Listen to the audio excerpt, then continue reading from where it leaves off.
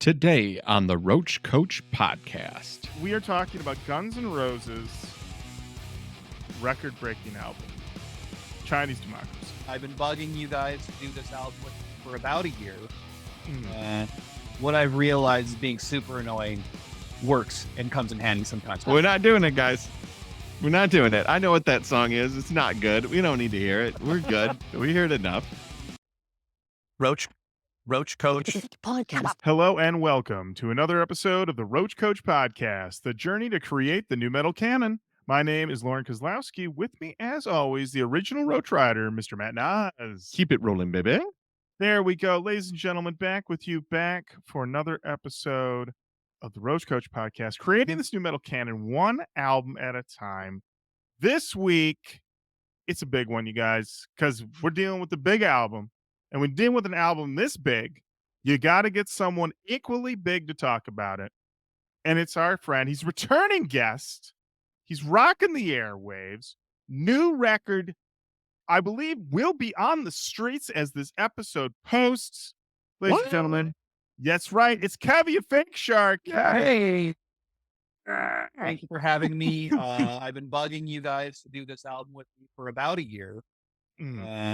What I've realized is being super annoying works and comes in handy sometimes. So thank you for having me. Yes. Pays off huge. Yes. Kevvy really learned that if you just keep rolling into the DMs and say, Yep. Chinese democracy when, the answer will be Chinese democracy now. You know what, though?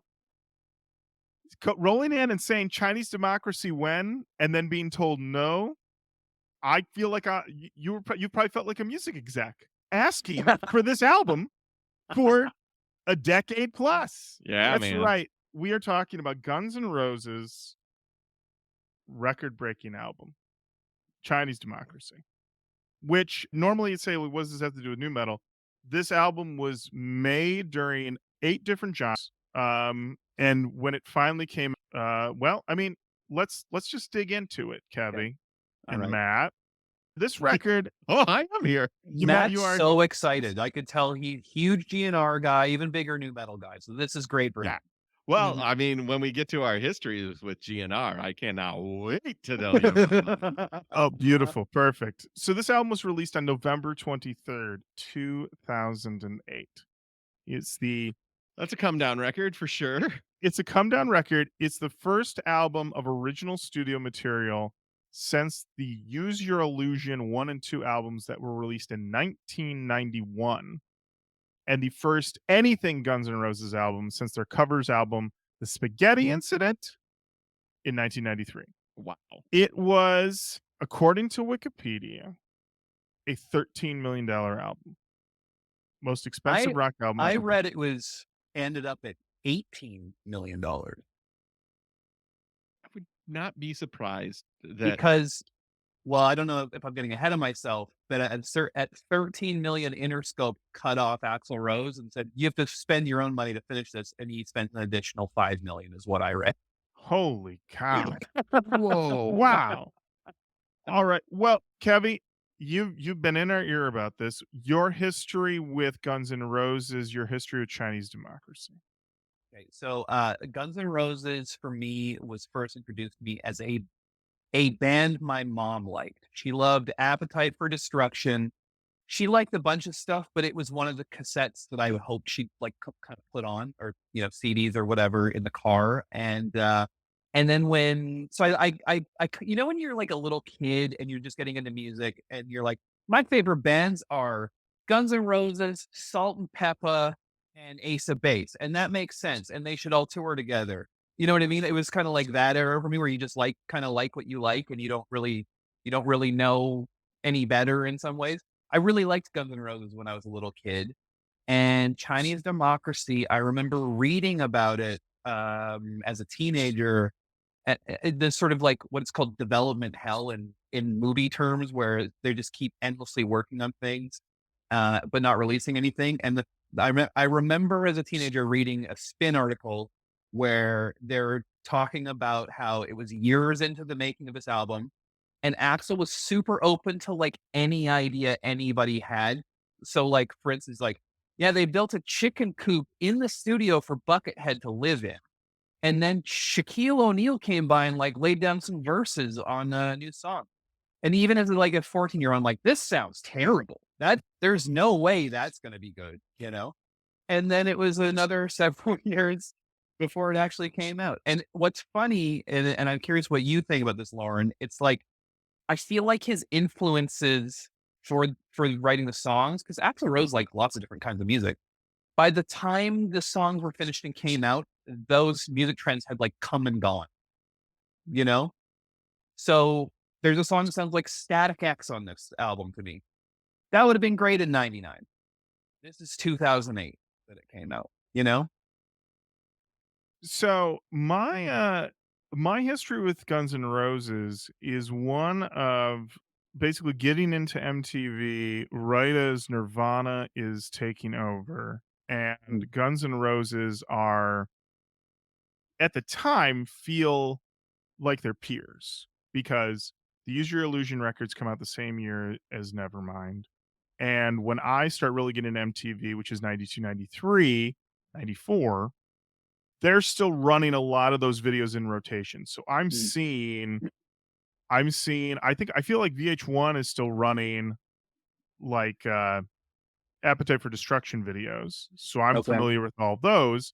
And then I'm seeing videos for Estranged. I'm seeing the November Rain video a million times. Yeah. And I know who they are. I know I'm not a real big fan of Axl's singing voice, but I'm still watching the videos. Dare you? I'm sorry. Dare you? I just wasn't So into it. offended.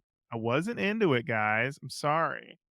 Now Lane Staley, which is I don't even know why I said that as a dare joke. you. That's true. I truly did love. How dare you side chains me? Yeah. I never see it coming. No, but I was aware, and you would see those videos. You could see the and I would watch. They would talk about Axl Rose and Guns N' Roses in a very breathless way. MTV was definitely on his side in a Yeah. way of like whatever Axl needs, whatever Axl wants, we're gonna roll out the red carpet. But we're also Yeah. gonna roll it out for Slash. We're gonna roll it out. These are the boys. Yeah. So and it's funny is that I just missed like the whole because I know they had the song on the Terminator 2 soundtrack. I was Yeah. very much like Yeah. hyped about Terminator 2, but for a long time I was not aware there was a Guns N' Roses song. That was just not part of Terminator 2 Oh. for me. That's wild because that video was on so much, I thought. Yeah, so that video I think I just missed. I think that because Okay. it was movie centric, and I think in 1991 when it would have been running, I don't think I was watching MTV. I think I was still a little too young to be watching MTV, but Yeah. definitely was aware of Terminator 2, believe you me. Yeah. And then I think there was also during that time period, you have this sort of weird sort of Nirvana versus Axl feud Yeah. that would happen on the MTV Video Music Awards. I would hear about that. And I'm like 100% Nirvana guy. Me So I'm too. like, well, I know where I stand in this Yeah. feud, Yeah. And then once he kicks everybody out of the band, and I remember that being breathlessly reported on, I was like, well, Guns N' Roses are like a non-entity. Not Yeah. with Slash. Yeah. Yeah, and Yeah. they're not making anything. There's nothing new coming out. And so for the rest of middle school into high school, I'm not even thinking about them. They're just like sort of like an old band that, Yeah. and then they had a song on the End of Days soundtrack, and that was Yeah. like a blip. It was like barely. Because when it came out, I mean, the thing about that soundtrack to me was like I think it had a Korn song on it, like And a that's Corn what and a was Biscuit song. That's right. Yes. And those are the ones the radio played. I never heard this other Eminem. song. And Eminem. So that Guns N' Roses being on there was like, what the fuck are they doing on here? Yeah. Yeah. And so at that point, I hadn't really, didn't really care. Yeah. Then, and Matt, let me know if I'm stepping on any of your stuff here, but You're not. okay. You've already stepped on me enough. All right. Talking about Axl's voice. All right. Listen, it's just a personal preference thing, Matt. I get Here's it, the thing. I had to listen to this album, this 80,000 year long album. So long, okay? And I definitely did notice the things that I had held against Axl as a vocalist had less of an issue with now when compared to people that I would consider his peers. Because that's the thing ultimately is that when I think of Guns N' Roses, they're like a glam rock band that got kind of I if the Use Your Illusion records were flops, I would say too big for their britches, but they didn't Right. because those records Yeah. were hits. But Yeah. it's like Monsters. but a band like Poison can't you do a Use Your Illusion, you know? Yeah. And the bands of that ilk that they were, they just are way bigger than and way cooler than. Yeah. And so when in 2002 at the end of the Video Music Awards, Jimmy Fallon, who I believe was 11 years old when he hosted, based on the clip I watched, comes out and introduces Guns N' Roses. And I remember going, Guns N' Roses Yeah. in 2002? Like what? Because at that point, I'm thinking that's the same VMAs that like the Hives and the Vines had performed at. Hell Like yeah. we're in the middle of the Strokes era. We're in the middle of Interpol's out. Like, yeah, this is what I'm listening to. Like, and I'm like, Guns N' Roses, okay. And I remember watching this performance and going like, all right, very bombastic, And then It was a there's weird performance, if I remember it. Like, well, the it's thing is that odd.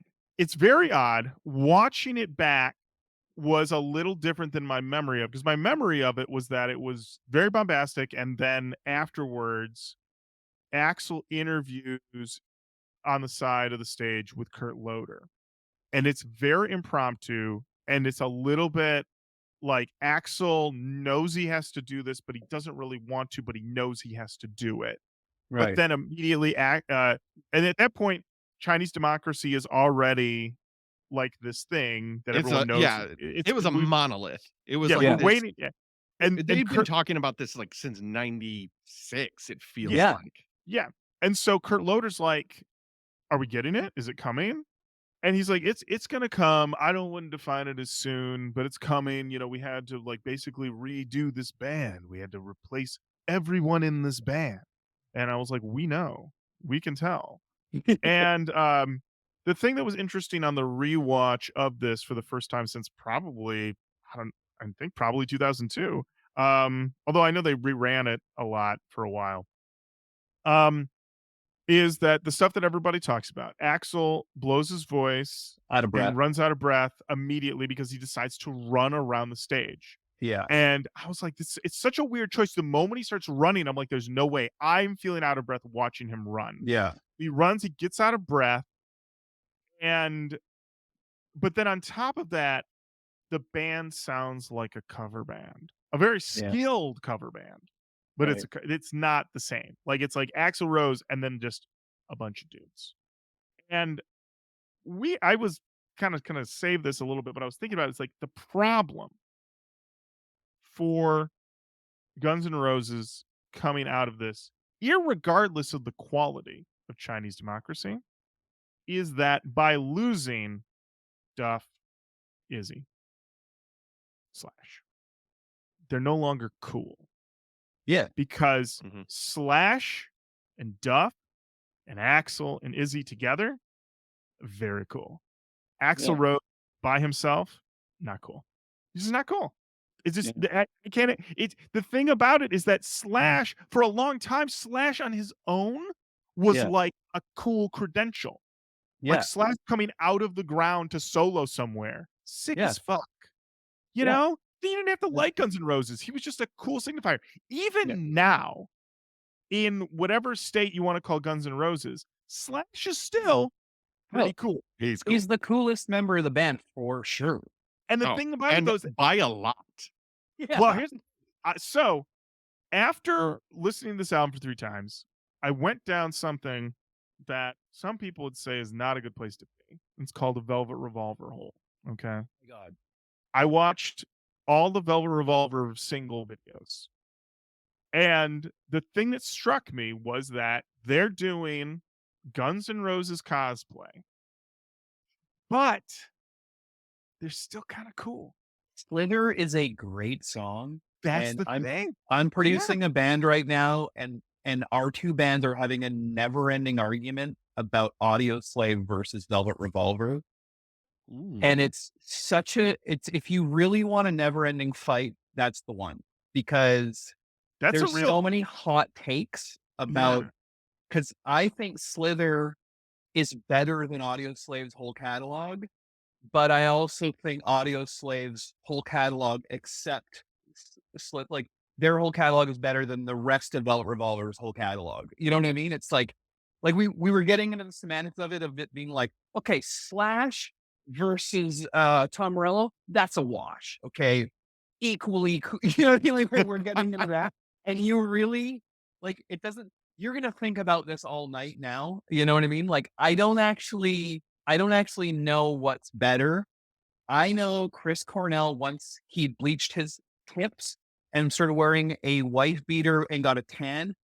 Not the same guy from Pretty Noose and Black Hole Sun, as far as I'm concerned. It's a new guy. You know what I mean? Anyway, total tangent. Sorry to interrupt. No. That is actually perfect because watching the Velvet Revolver stuff, I was like, oh, Slash and Duff are still being, and Metzorum, are still being the guys. They have changed zero. When they met up with Scott Weiland, they were like, listen, you may be familiar with our old band Guns N' Roses. We will continue to make music that sounds like that. If you can fit your Scott Weilandy ways on top of our music, that'd be great. That will fit, and we will make that work. I feel like Velvet Revolver had the more natural fit of Yeah. frontman to band, whereas Audio Slave just felt like, want to have some fun? Let's go crazy. Yeah. The thing with Audio Slave is that Audio Slave will always sound like oil and water to me. It's two sounds that separately I enjoy put together, and I'm like, no, this doesn't work. Going just through the Velvet Revolver singles, and I think I actually I'm pretty sure I own the first Velvet Revolver record. I think I picked it up from like a media play. Deep cut. Deep cut. And out of business. Out of business. And the thing about it though is I was like, yeah, this still works. These guys are still doing the damn thing. It's like a lesser version, but at the same time, they beat Axl to the marketplace by 4 years. And 4 years. They got 2 records out before Chinese Democracy ever came out. Holy shit! Yeah, I didn't realize that. Yeah. When did we lose Scott? 2015. Oh wow. Yeah. So they did, and then I actually watched I watched a Slash interview with Howard Stern where they talked about it, and he's basically like, listen, he's like, that really was a volatile situation that we shouldn't have done, but I just wanted to play. Like that's the only reason they did the band was that he's like, I wanted to play. We met with Scott. We knew the stories of Stone Temple Pilots, but at the same time, he's a one of a kind singer. And and the thing is that I went through and I never even like when they dropped their second one, Libertad or whatever it's called, I didn't listen to any of that stuff. And going through those singles, I was like, oh, Scott Weiland was like really imprinting what he was doing, but still also taking advantage of the fact that I have Guns N' Roses as my fucking backing band. Yeah. And so in that way, I was just like, okay, this still works. And then watching the videos, I do not want to understate. I know we talk a lot about Logan. I also love that this is just your history with Guns N' Roses. Don't worry, Matt. We're gonna get to you. We're gonna get to you, buddy. But I just want to mention this. We've almost 20 minutes deep. I know, Matt. I know. But I want to say we talk a lot about Logan Mader's shirtlessness. Oh, he's so handsome. He's so handsome, so hot. Duff McKagan is the originator. That guy's got no shirt on in all these Velvet Revolver videos, and he looks incredible. Dude, he's a spokesman for Locks for Love. He's got beautiful hair. Beautiful hair, chiseled, and he's playing the bass, and he looks cool as hell. And Axl Rose could only hope to be. So that's the thing that really is that when Axl fired his band, he also fired all the coolest people he knew. And so then he was like, you know who I got to replace him with? A bunch of fucking weirdos. Like that's the thing. Makes no sense. I'm firing the coolest guys I know, and I'm gonna get Buckethead. What? It's because you know what I needed? I needed a really technical guitarist for Guns N' Roses. Not best vibe player that's ever been arguably in Slash, who's just like, oh, anybody can play his riffs. but only Slash can Yeah. play his riffs. Slash could play a 1-note solo and it would feel better than someone playing 100 notes. Yeah, then He's Mel so Dean knocking the door down and being like, he picks. We always talk about this in my band. Slash picks the right notes for his parts. totally say that. Matt, I bogarted the mic too long. Your history with Guns N' Roses and Chinese democracy. Never heard of them. No, I'm kidding. No, as a resident old guy, I have to tell you that mid 80s hair metal, I never enjoyed. It was not for me. And then Appetite for Destruction came out in like 87, 88.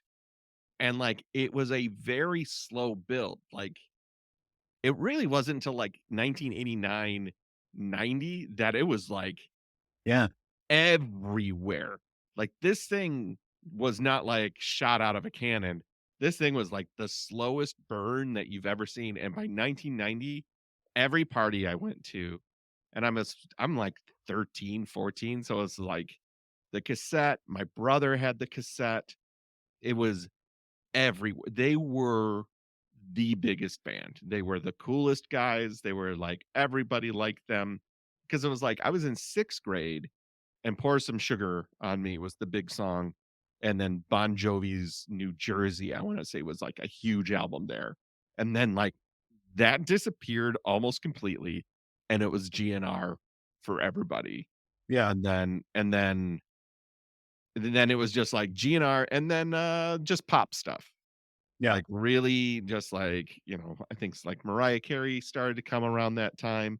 And that takes you to 92. And then 92 is just like every musical album, every genre that you've ever heard, all got played on the radio at once. Like this, it's like, hey, here's some goulash. And so it's like Belle Biv DeVoe, and then 89X comes out, and now I'm hearing Nirvana for the first time, and the Psychedelic Furs for the first time, and like, who are all these alternative bands? But then it's just like, Use Your Illusion comes out, and my best friend Matt Rose is like, want to hear Don't Cry? Oh, wow. You want to hear? Want to hear? Guy, that Matt Rose. Oh, he loved these guys. But like, I feel like in the hair metal scene, which I never was a fan of, didn't like Motley Crue, didn't like Slaughter, didn't like, any of them. Def Leppard was okay, but they kind of always sounded like weird because they had to add so much synth. Like there was always something else going on with Def Leppard. But like wasn't crazy about Twisted Sister, wasn't crazy about Quiet Riot or any of the 3,000 hair metal bands that were happening. You're naming them all, Matt, though. You got them ready to rock. Cinderella, Rat, Warrant, Whitesnake. I hated power ballads when I was a kid. I was like, if I want a schmaltzy song, I want the schmaltziest song. Like I like Lady in Red by Krista Berg. That is a terrible song. I'll take that over any power ballad. I'm afraid for you to hear some of the ballads on this record. I'm just going to tell you that right now, Matt. Yeah, it was such a weird thing. I'm not excited about hearing some power ballad. You know what? I'm ready to ride. But yeah, like when Use Your Illusion 1 or 2 came out, it was like this really weird event. And then all of a sudden it was just like in the middle of all that was NWA straight out of Compton. And like that shot a laser down the Appetite for Destruction fans that were like, oh no, I like this now. And then like we liked that. So we didn't have to listen to Guns N' Roses anymore. And then some people went from that to Pantera, or they went to Nirvana, and that was kind of like, what? It was like, it's actually so cool that divide happened with all those really cool defined genres of music at that time. Like I was trying to discuss like true alternative music. It's like, it's hard to explain Primus to a teenager. It's just, they were a successful band. It's like really successful. Band hits, and it's so weird. But here's my question for you guys before we get started. I know we have to. Do you guys think GNR is a glam rock band? Because I think they're slightly above it. I think they're glam, but they're also punk influenced. They're also like Elton John, and you know what I mean. You know what I mean?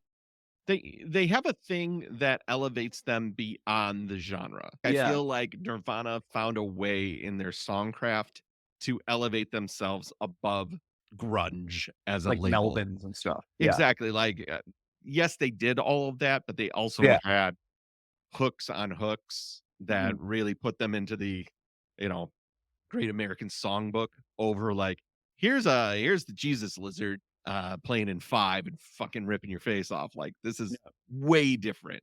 So yeah, I think GNR definitely was the highest echelon of that. And they had Yeah, and they had the longest staying power, and they had the mhm, most successful singles, and yeah. they had things that built onto their legacy. Whereas like Poison had Look What the Cat Dragged In, and then open up and say ah, and then it was like, okay, well, there's really 3 singles that you can think of. And when Yeah. it kept going, it was like them disappearing, GNR's disappearance till this album probably helped them more than it hurt them Yeah, you may be right. Yeah. because they didn't have the let's get rocked uh that Def Leppard did. God, I hate that song. Yeah. Oh my god. Yeah. Let's get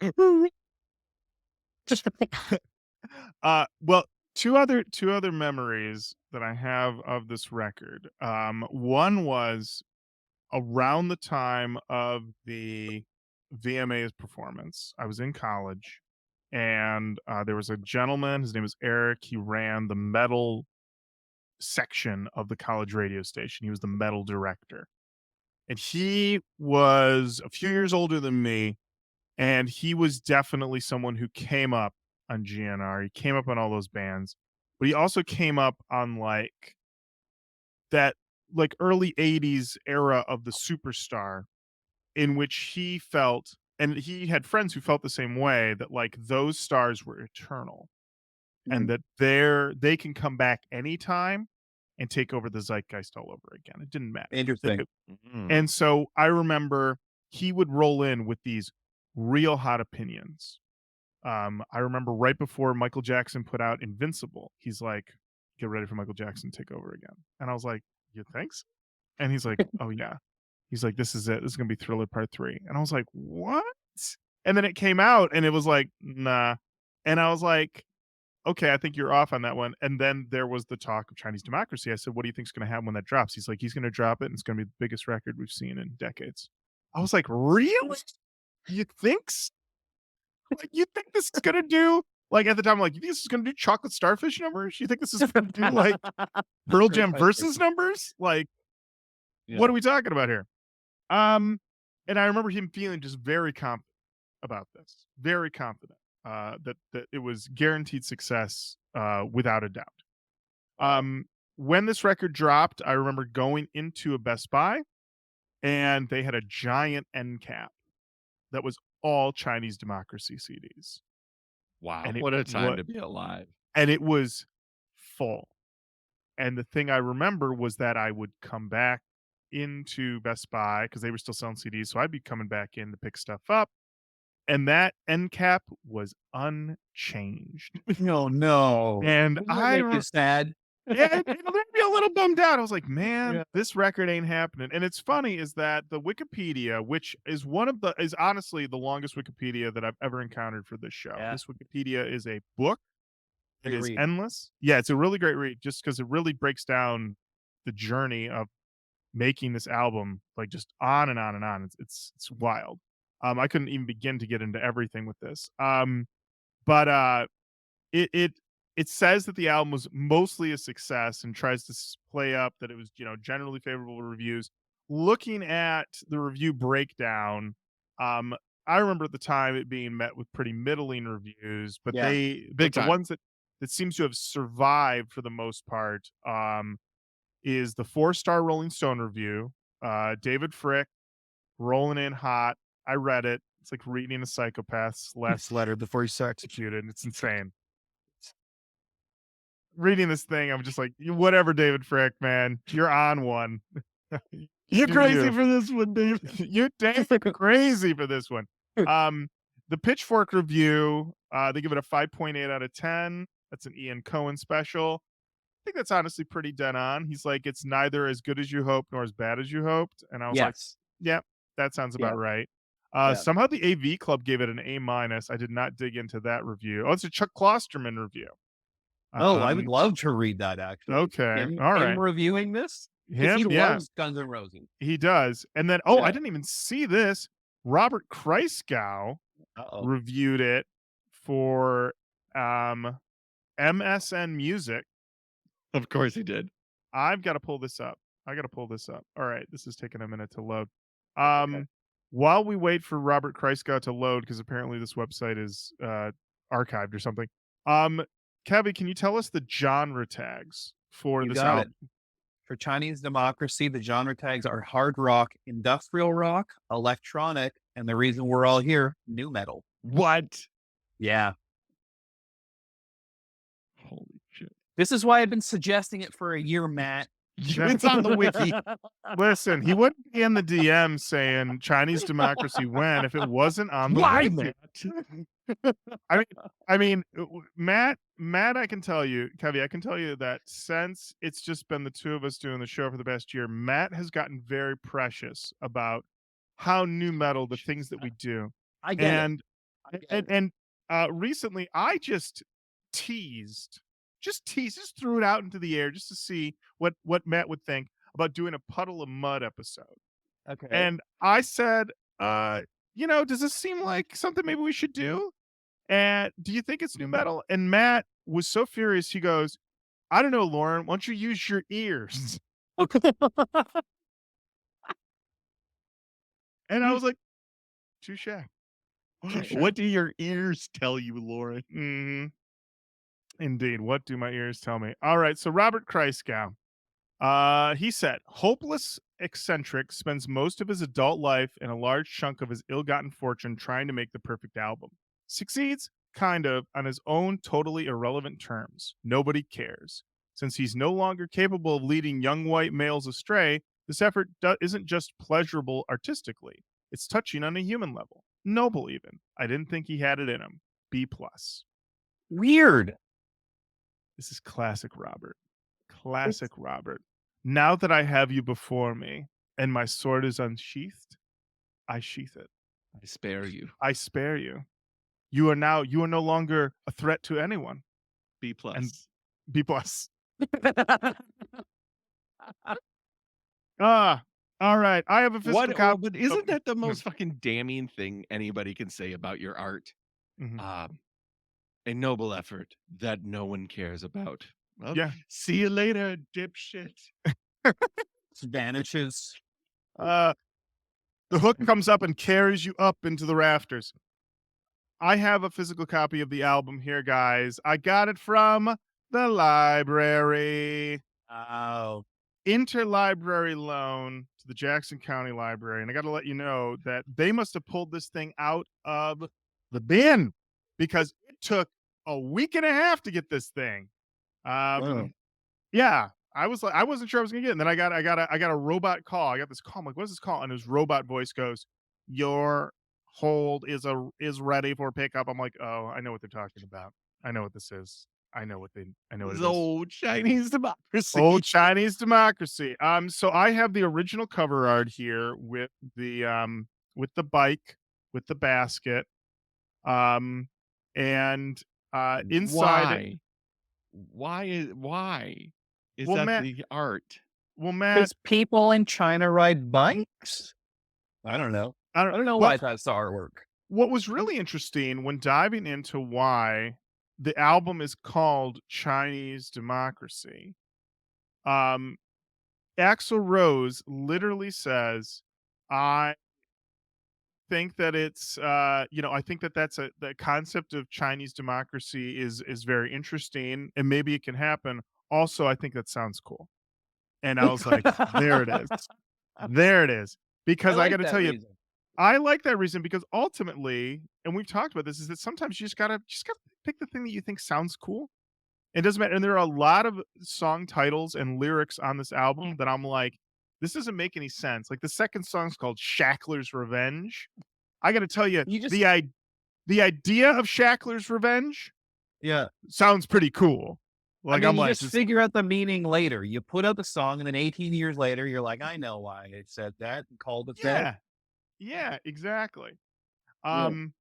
Yeah, Shackler's Revenge. Shackler's Matt, Revenge. wait till you hear it. Remember the Wait new till you metal tag we were talking about? Oh, I can't. Wait. The reason why we're here today. Yeah. Hope you like That's right. Static X. Okay. Let's talk about and then we'll get into these. We just got to take we're going to take another 10 minutes to tell you all the people that played on this album.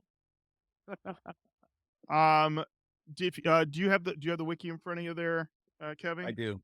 All right. Yeah. Why don't we trade off? We'll trade off. We'll trade off. So I'll start. Axl, I'm actually, it's Uh-huh. so big, I'm looking for the personnel. Okay, I got it. Okay. All right. So first off, we got Axl Rose. Lead vocals, keyboards, synthesizers, piano, guitar, samples, arrangements, and digital editing, production, Logic Pro engineering, mixing, art direction. Okay, next we got Robin Fink, who's, for my money, the coolest Nine Inch Nails guitar player. Played on Yeah. Downward Spiral. Guitar, keyboards, acoustic guitar, arrangements, editing, and initial production. Bumblefoot, guitar. Buckethead guitar, acoustic guitar, arrangements. Paul Tobias, guitar, piano, arrangements. Richard Fortus, guitar. Tommy Stinson, bass guitar, backing vocals, arrangements. Green, drums, arrangement, initial production, engineering, drum machine and drum programming, and Logic Pro engineering. Frank Ferrer, drums. Dizzy Reed, keyboards, backing vocals, synthesizers, piano, arrangements, Logic Pro engineering. Chris Pittman, keyboards, sub bass, synthesizers, bass and drum programming, backing vocals, 12-string guitar, drum machine, and string machine, Mellotron, arrangements, digital editing, engineering, additional production, Logic Pro engineering. Josh Freese, arrangements, which isn't true because he drummed, but they deleted all his takes. That's right. Josh Freese. So many people worked on this album over many years. Some of their work was included from beginning to end, in which we will go through many of these songs, 5 guitarists. All 5 of them. You hear them all. Okay. And some people were removed, and then they brought in another guy and they said, you need to redo everything this guy did because we're deleting it all. But you need to do exactly what he did, but we're deleting it all. Which is what happened with Josh Freese. According to the wiki, he worked on this album for years and years, and then either he left, he was fired, we don't know, no one knows. And they brought in Brain, and they said, Brain, do what Josh was doing. Exactly. And Brain but is also, the drummer but also for Primus. Yes. And Tommy Stinson from the Replacements. I didn't know there was a Replacements guy on this album. Yeah. So, and that's also really contributes to the sound because Axl Rose is like, all right, let me get a Nine Inch Nails guy and the guy from the Replacements and the guy from Primus, whatever the fuck Buckethead is. Put them all in there, baby. And then add a little Axl Rose on top. Ooh, do we have Vitamin Axel?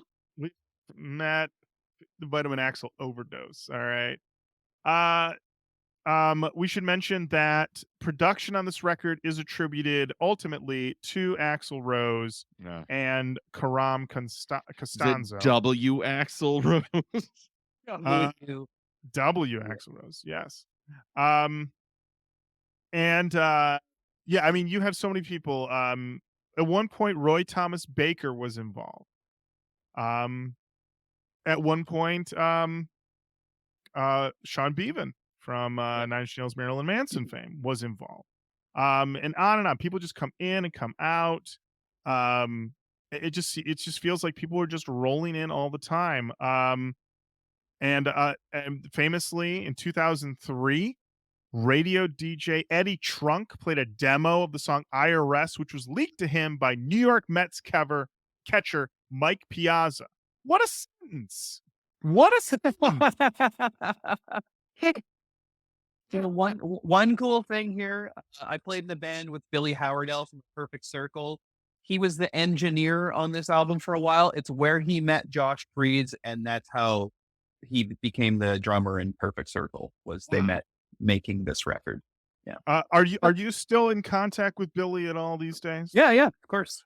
Yeah. Is he aware that that first A Perfect Circle album was shorthand for young men in America in the early 2000s? Just Mère de Noms, just was like you could just make eye contact with somebody and be like, Mère de Noms? And they go, yeah, absolutely. You know, you would bond with that person. Is he aware of that impact on I young think men? he's too humble to think he matters at all. He's a good dude. I know that because I'm one of those young men.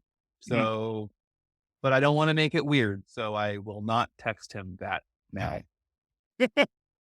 Yeah, don't text him that. And please don't text him that I don't enjoy it. You got it, Matt. I appreciate it. We will neither inflate nor deflate his ego. So I think This guy you don't know doesn't like what you did once. Oh God, how will I live? So I mean, for our listeners, truly, if you want to know everything that went on, the ups and downs of it all, the Wikipedia is crazy thorough, and you can get all of the history. But just know that this record took fucking forever to come out. When it did finally come out, we should mention this. It debuted at number 3. Was not a number 1 record.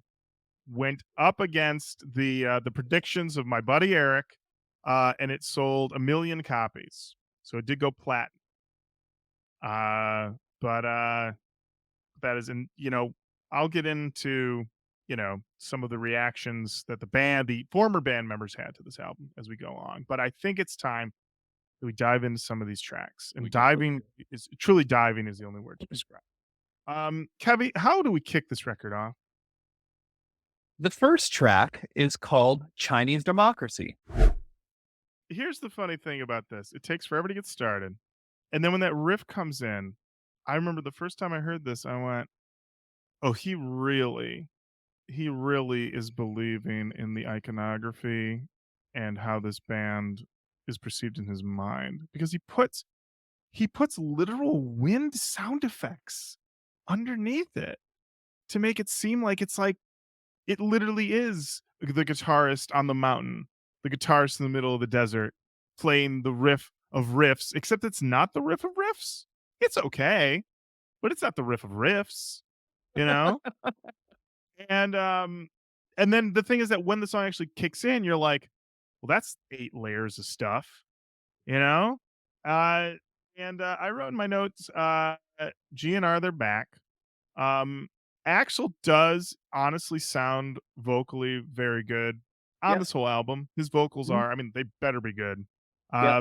He doesn't sound, he sounds the same as he does on the old. I went back and listened to most of Appetite for Destruction is just sort of like let me go from the bottom to the top, you know? And yeah, I mean, vocally, he kept it going in the studio for this album. I wrote that the chorus is both kind of butt and new at the exact same time.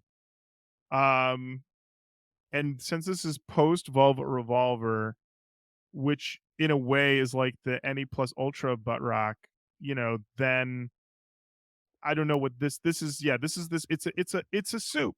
It's a soup. Yeah. In a bit of a way. And then you have an incredibly acrobatic guitar solo. Oh, like super. But you have five credited guitarists on the song, and you hear them all. And it really is the thing of like, what would this have been if just somebody said, why don't you just pare it down into just like a really sturdy rock? And it's like he couldn't do it. And because of that, nearly every song on this album is 5 minutes or 5 minutes plus. This one is one of the shorter songs at 4 minutes and 43 seconds. But even then, you could chop. I mean, you could chop the first minute out, you know? Just imagine if this record just kicked in immediately as opposed to the wind part for over a minute, Lorin? The first time I heard it, I was like, okay, that's an interesting dramatic start. But like on my third listen, I was like, we gotta go. I'm in parrot mode. I'm like, get your shoes on, Axl. We gotta go. We are late. And yeah, so I was You better have the best song I've ever heard for me to give you the minute 20 it takes to get there, or Matt. and not be named Guns N' Roses. Like, they are, to me, I hear this and I'm thinking, is this Dire Straits Money for Nothing? Because boy, I really want to hear that song right now instead of this song. Yeah. Like, I got bad news for you, Matt. This is one of the better songs on the album, in my opinion. oh no. Yeah, I this is I one of mean the better ones. Yeah. I mean, it's if you're a Guns N' Roses fan who loved their back catalog, this song to me is like one of the ones you'd like, probably, you know? Okay, But continue. Lorin, you're so dead on. There's too many every song has too many parts. It's like it's classic overthinking a piece of art, you know? I don't know if you saw this, but Moby did an interview where he was like, they asked me to produce this album. And my suggestion is that they take whatever they're working on now and go rent a shitty studio and spend 1 week on it, and that's the album. And I actually think that would have been good advice because that's how they Yeah. made the first album. And so if this song didn't have a million layers and a million parts, I think people who love Welcome to the Jungle would have liked this also. I kind of think. Well, you know what though? The problem is because we just discussed this recently when we talked about Corn 3, Remember Who Yeah, You Are, and great episode. how thank you. Yep. And that the attempt with that one was let's go back to our roots. We're all rich guys now, but let's go back. And the thing is that you can't go back. The Back to Nope. Basics record is a myth. And Mhm. so in this way, like Guns N' Roses attempting to go back, Axl Rose attempting to go back and making a Back to Basics record, Yeah. I don't, I mean, that seems, I mean, he went in the complete opposite direction, but also Yeah. his own ambitions, because as we know, like he follows up Appetite with the Use Your Illusion double records, and which are these giant opuses with big piano ballads, but it works. And he's like, well, I'm going to follow that muse. Mhm. Yeah. What it seems to me is that when you dig into like, the whys of why Slash and Duff and everybody left, though, is that it seems like those guys are like, we just want to rock, Yeah. and we don't want to like overthink it. We just kind of want to rock. And what I think is ultimately the proof of this is not the proof that the what I got from seeing what they did with Velvet Revolver, seeing what Axl Rose did, is that none of them are geniuses, but all of them have these certain skills that they're excellent at, and when put together in that alchemy, can make some pretty sick shit. Yeah. But I think at some point somebody told Axl Rose he was a genius, and The he market did. yeah, Yeah. but he did, but he No, didn't. I'm Fan not base. fucking kidding. The Yeah, market did, because Use Your Illusions 1 and 2 should have been one record. But they put their dicks on the line and were like, "No, it's two Can separate albums." can I just say most double records should be one record? Very true. Very true. Like, get an editor. But, like, Yeah. truly, they are both so bloated, and there is an amazing one record in those two, but they were colossal hits. Like, I remember watching the Today Show for the midnight sale, and, like, in New York City, it was, like, lines around the block at Tower Records in LA, in New York, in the Midwest, and it was a juggernaut, and it just Yeah. sold and sold and sold and sold, and then November Rain, and then it was like, "Which one do I gotta get?" "Well, you gotta get them both," and it's like, "You didn't. You didn't have to get both." But everybody did. Everybody had both, and it's like, to have that feed this makes sense. The part that doesn't make a lot of sense is how there's 13 tracks to Yeah. go. Well, they wrote 78 tracks or something like that. So I think yeah. we got off easy there only being 14. Yeah, it's true. I mean, the fact that this wasn't a double album, yeah, Yeah. we're very Yeah. lucky. We're very Yeah. lucky. I mean, but still, I'm just gonna read this. I won't do this for everyone, but just to give you an idea. Guitars on the song: Paul Tobias, Robin Fink, Buckethead, Bumblefoot, Richard Fortas; bass, Tommy Stinson; drums, Frank Ferrer; keyboards, Ricky Reed, Chris Pittman, Axl Rose; background vocals, Dizzy Reed, Tommy Stinson; sub bass. They need a sub bass. We never encountered a sub bass before. Normally just bass is all you need, but this one's like, we didn't have Pro Tools for Appetite, so yeah, sub bass. So then you got Chris Pittman, then guitar solos, Robin Fink and Buckethead. That's right, there's 2 guitar solos. Then also the intro is Eric Kando and Karam Constanzo. Vocals, Axl Rose. Arrangement, Rose, Tobias Bevan. Digital editing, additional guitar processing, and on. For one song. Just so much. Too much. Yeah. Too much. I imagine, Kevvy, when you're making Fake Shark record, at a certain point, you're just like, everybody out of the room. I don't need anybody else around. There's too many people in here crowding me. All right. I just it's weird because it almost seems like he let everybody put too many ideas on these songs. But we're also talking about Axl Rose, who's the ultimate control freak. So yeah. I don't know. Like, Lorin, did you read that thing about how he just had musicians come in and just record days and days of musical ideas and then label them, and then they'd go through and pick like their top 20 and then send everyone home with homework, and then they'd come back, and it's just like, where's the organic part of being a rock band and all of this? And like, as soon as the guitars started on the song, like I actually thought the song was okay, but it's very clear that Slash is not playing the parts. It's like someone else, and it's like, I love Robin Fink. Early 90s Nine Inch Nails. I love it mostly because of Robin Fink. And it's like, why is he here? What does he do? Why is Buckethead here? It's just like, Buckethead should release solo records and do nunchucks with Primus live, and that's all we really need him for. Yeah, I mean, when reading about the process of everyone coming in, recording a bunch of stuff, then being sent home with like 6 CDs to then pick and choose things out of, I'm just like, I would just be like, I don't want to do this anymore. It doesn't sound fun. It sounds exhausting, and also just sometimes like you just want to be like, what were the things that people liked about your old songs? Like, what is I mean, this is, I talk a lot about putting a hat on a hat, but this is literally like putting on a full outfit and then putting on a second outfit on top of that outfit. Like, you know what this jacket and pants needs? Another jacket and pants. Like, no, what? Be sweating. Every single one of these songs is sweating. This is the weird thing about GNR is like, you take a look at like Appetite, right?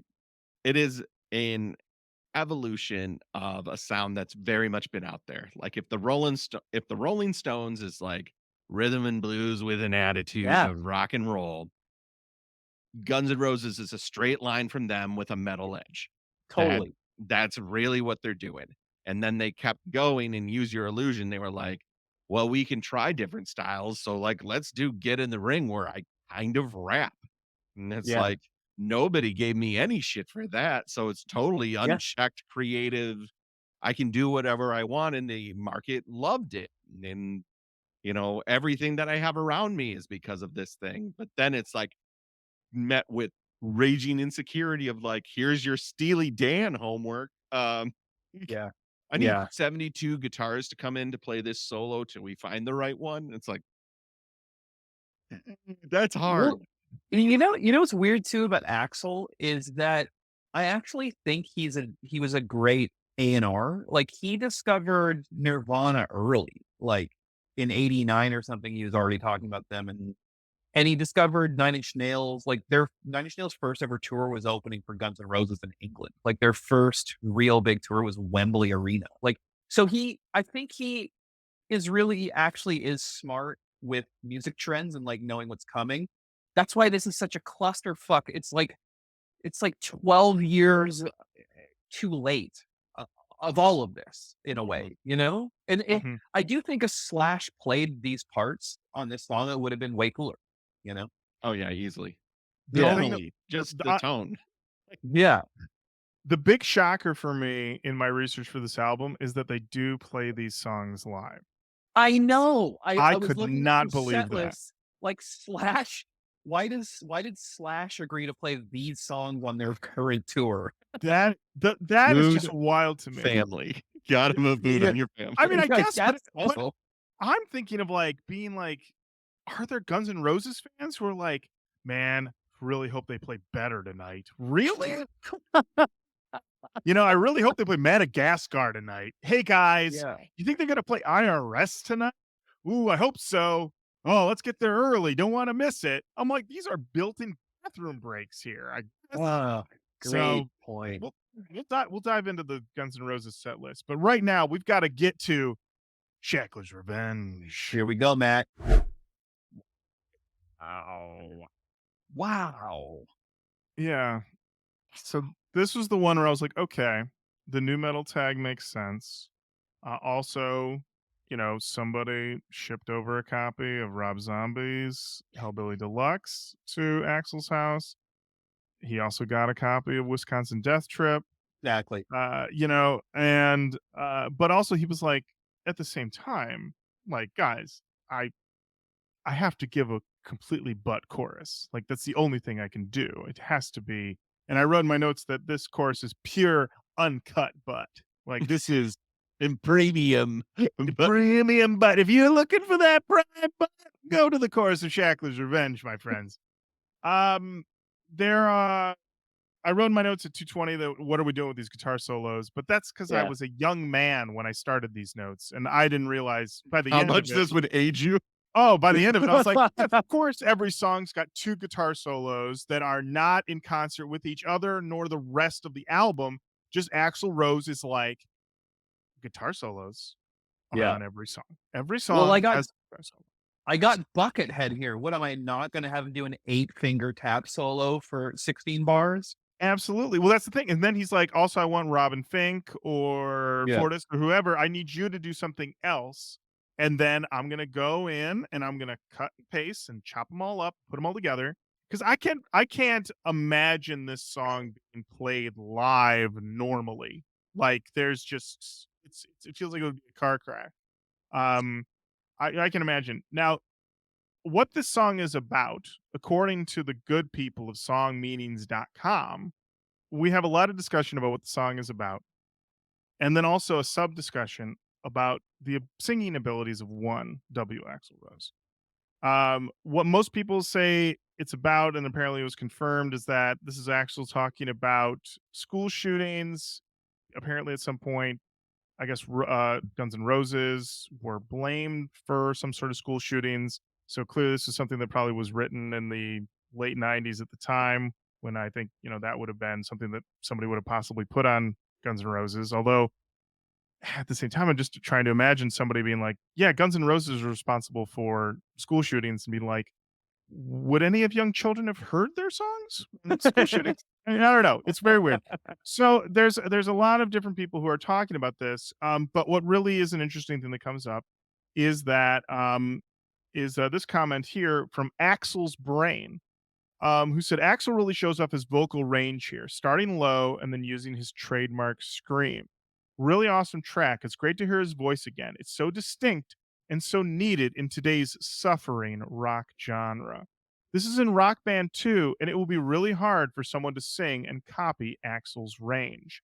Good luck. I can't wait to pick up this album when it comes out. The first meaningful rock album to come out in a very long time. Good luck, Guns N' Roses. Many people are pulling for you. I love this. So I then, love how smug that was, but also no real information. So you have all these comments where they're talking about the first half, or they say, oh, one person says like, oh, this ties into like the Virginia Tech shootings, that type of thing. All these things talking about like, oh, it's about a mass shooter. The first voice is the shooter. The second half is just Axl responding to the shooter's thoughts. All this stuff, and then we have a comment from I Sounds right. didn't write down this person's name, and I apologize, but they go in, they talk about what this could mean in regards to lyrics, and then at one point says, neither Axl nor Buckethead are known for their civic responsibility, but I'd like to think that this is one of those cautionary songs illustrating the horrors that mass murderers perpetuate and not rebelliously justifying the underlying motivations thereof. Oh, and Axl's Oh, is that brain. all? And Axl's brain. I appreciate the wish of good luck in hitting Axl's voice in range. Turns out I did it perfectly. I sound more like him than he does. No way, you say? Trust me, I wouldn't believe it either if someone claimed that. Here, check this out. It's not Shackler's revenge, but you'll get the picture.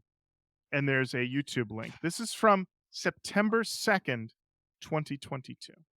Did you listen to this Last YouTube year? link? I watched this YouTube link, guys. And what it is a gentleman doing Welcome to the Jungle at karaoke, except it was filmed with, I don't know, the world's cruddiest camera. Of course. And the people in the karaoke bar do not care that he is singing, as most people don't. So they are talking. And if you listen really hard, which I did, I turned it up, he does sound pretty good. But he is being drowned out by the karaoke bar that does not give a shit that he's crushing. Because, as anyone will tell you, if you go to karaoke and you're really good, no, you can't be really good at karaoke. It kills the vibe. You've got to be either bad or okay. That's what karaoke demands. All right. If you're really good, everyone's like, ah, shit, a good singer's here. God damn it. Nobody wants to deal with that. Yeah. Yeah. So, but the fact that he included a YouTube link of him crushing, if you listen hard, it was incredible. And then, yeah, wow, OMG said, I have Axel's range. I can go higher too, but it's not a scream, so not as cool. I am so jealous of him, the lucky bitch. So, yeah. Wow. Top-notch So comments. so Lorin, the comment where the guy posted the YouTube link, how long was that after the comment he's responding to? Because what I want to know is that you see the comment and he's like, I Oh. gotta prove this guy wrong. I'll be Oh. right back. Oh, well, actually, if you want to know, it's basically the Chinese democracy of comments because Axel's brain posted on August 25th, 2008, and the other person posted on September 2nd, 2022. So there you go. They sat on this one. They got in everyone they knew. They're like, who are my best commenters? Got to get my best commenters in. Got to get them in. Got to get them in. Everybody rolls in. Like, all right, they're in. Then he fires all those guys. No, your comment's not good enough. Get out of here. Not good enough comments. Get out of here. Moby comes in. He's like, listen, you need to go back to basement. You need to go move into your parents' basement. Okay. Write the comment in your parents' basement. Go back to your roots. He's like, I can't do it. I'm a grown man now. I have my own house. It's weird. My parents have It's bad. been 14 years. It's 14. I can't go back home. And so then he finally, he's like, I'm working on this comment. And his wife's like, I'm going to leave you if you don't post this comment. And he's like, okay, fine. I'm going to post this comment. And he posted that comment. And then he probably took his kids to soccer right after. But yeah, truly, yeah, a Chinese democracy of comments. So we're 2 tracks deep, guys. Better pick up the pace. Better, you say, Matt? That's the next song. Oh, fuck, a million times off. Oh my God. Why? Matt, a million times? They probably did fuck off a million times. They worked on sound for years. They were fucking off. Holy shit. Why? Why? Guys, why? Matt. His voice is so one of one that it's very difficult to hear him in a pop rock song. And then he's like, you know what this needs? Change up that tempo, a really weird shift in the chord. Why not do it straight ahead? No. So I mean, this is the problem with about 20 more songs on this album. I realize it's only a 14-track album. It's too many parts. It's trying to force in what people like about GNR with like the new sound. Because to me, this song sounds like, if you hear the vocals, that beginning part up until the pre-chorus, sounds like tap rate. Maybe or Deftones or something. Anyway, sorry, Lorin. Well, no, I think you're right but the thing is that going with, I think your first instinct is right though. You say Taproot, okay? You don't say Korn. You don't say Limp Bizkit. You don't say one of the big ones. There are so many songs on here where it's like Axl Rose is not being influenced by the main guys. He's he's like the second tier guys. He's like somebody walking in the room. You're like, man, have you heard Nirvana? And he's like, Nirvana's good, but have you heard this? And he slides a copy of Fuel's Shimmer across the table. It's like, what? What? Fuel's your guy? There is, I mean, I don't want to step on my own notes, but there's like some other stuff that comes up later where I was like, this guy was in his car and he heard fucking Vertical Horizon and he was like, pull over. Yeah. What? He's like, Pearl Jam. Yeah, great. Do you like Tad? So it's neat.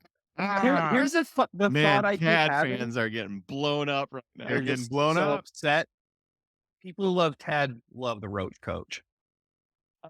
I think I kept having this thought that I think Axl Rose wants to make a solo record, but he also wants to make a GNR record. So I feel like you could split this album into songs like the first two, which are like Shackler's Revenge and Chinese Democracy, and those could be like GNR songs. And then this song could be like an Axl Rose song, and like I think you'll see what I mean. It's like he wants to write like he writes a song and then he tries to force butt rock into it. That's what he thinks people want from him, and they do. You know what I mean? But I don't think he can just write a song like that anymore. And also, his band is gone, so the people who probably provided that are just gone now. So it's a mess. Yeah. The way that his voice floats on that music is off-putting. It's almost uncanny valley-like. Oh, it's like we're just getting started on it being off-putting with the back. Wait for the next song. Sorry, way ahead of myself. Listen, no, Kevvy's right. Kevvy, here's the thing, Matt, is that you say stuff, and Kevvy and I are like two PTSD victims who are just like, Matt, you don't even know. You talk about an uncanny valley. Oh, if only the valley was just uncanny. If only it was slightly woozy. All right. Matt, we're on the good part of the album. Right? oh no, Buddy. Yeah, this is the good part. Next up, we have a song. Also, every title, I'm just like, every title, it's like this sounded cool at the time, or something's missing from it that sounds when you say it. So this next song is called Street of Dreams. Exactly, Matt. Exactly. I wrote in my notes that what's wild about this is that Axl Rose's voice to me belongs to such a certain time and place that hearing it either in the context of 2008 or hearing it in 2023, it's an oral anachronism. It seems wrong. It seems out of place. Seems like it doesn't make sense. Like I'm like, what is happening here? And then every song is like 100 outdated ideas, all of them used, all of them out of date, all of them on top of each other. It's like, and then I just wrote this. What if Matchbox 20 had a squealing guitar solo? What if Vertical Horizon ripped? These are the questions that Axl Rose asked himself when making this album. And then what's also interesting is that when you break down like what these songs are all about, which I will say, besides that a couple songs, there aren't many comments on songmeanings.com about these songs. Most of them are just bad relationship songs. They're just like, it's tough. It's tough dating me, guy who takes a decade plus to make an album and fired his whole band on a whim. So although I read some stuff that they quit. I also read that they quit. I don't know. That's when it's all rumors. It's all rumors and innuendo. Yeah. Give me one fact. I'd love a fact. The fact is that this album exists. There's your fact. Kevvy, Street of Dreams. So I will say, watching Matt react to these songs is maybe the funniest thing I've ever seen in my life. So thank you for that. Sorry I'm doing this to you because I picked this. Secondly, Street of Dreams, I think it's the worst tuning I've ever heard on a lead vocal off the top there. That part where his voice was all over. It's like really amateur sounding. And then I also wrote that this song sounds like the song at the end of Forgetting Sarah Marshall where Jason Segel writes a Dracula musical. This is exactly what this song sounds like. Yeah. I think it's the same year, I right? hate this song. I really hated this song. I think it is the same year. Matt, I know you love a title like Street of Dreams. Oh yeah. That's a real first thought, best thought right there, right? Just I don't know, Street of Dreams. Street of Dreams. I I am so tired, guys. Can I just go back to bed? Yeah, write down Street of Dreams. It's fine. We put that out? Um, it's funny that you said musical because I feel like I'm listening to a jukebox musical for a band I've never heard of.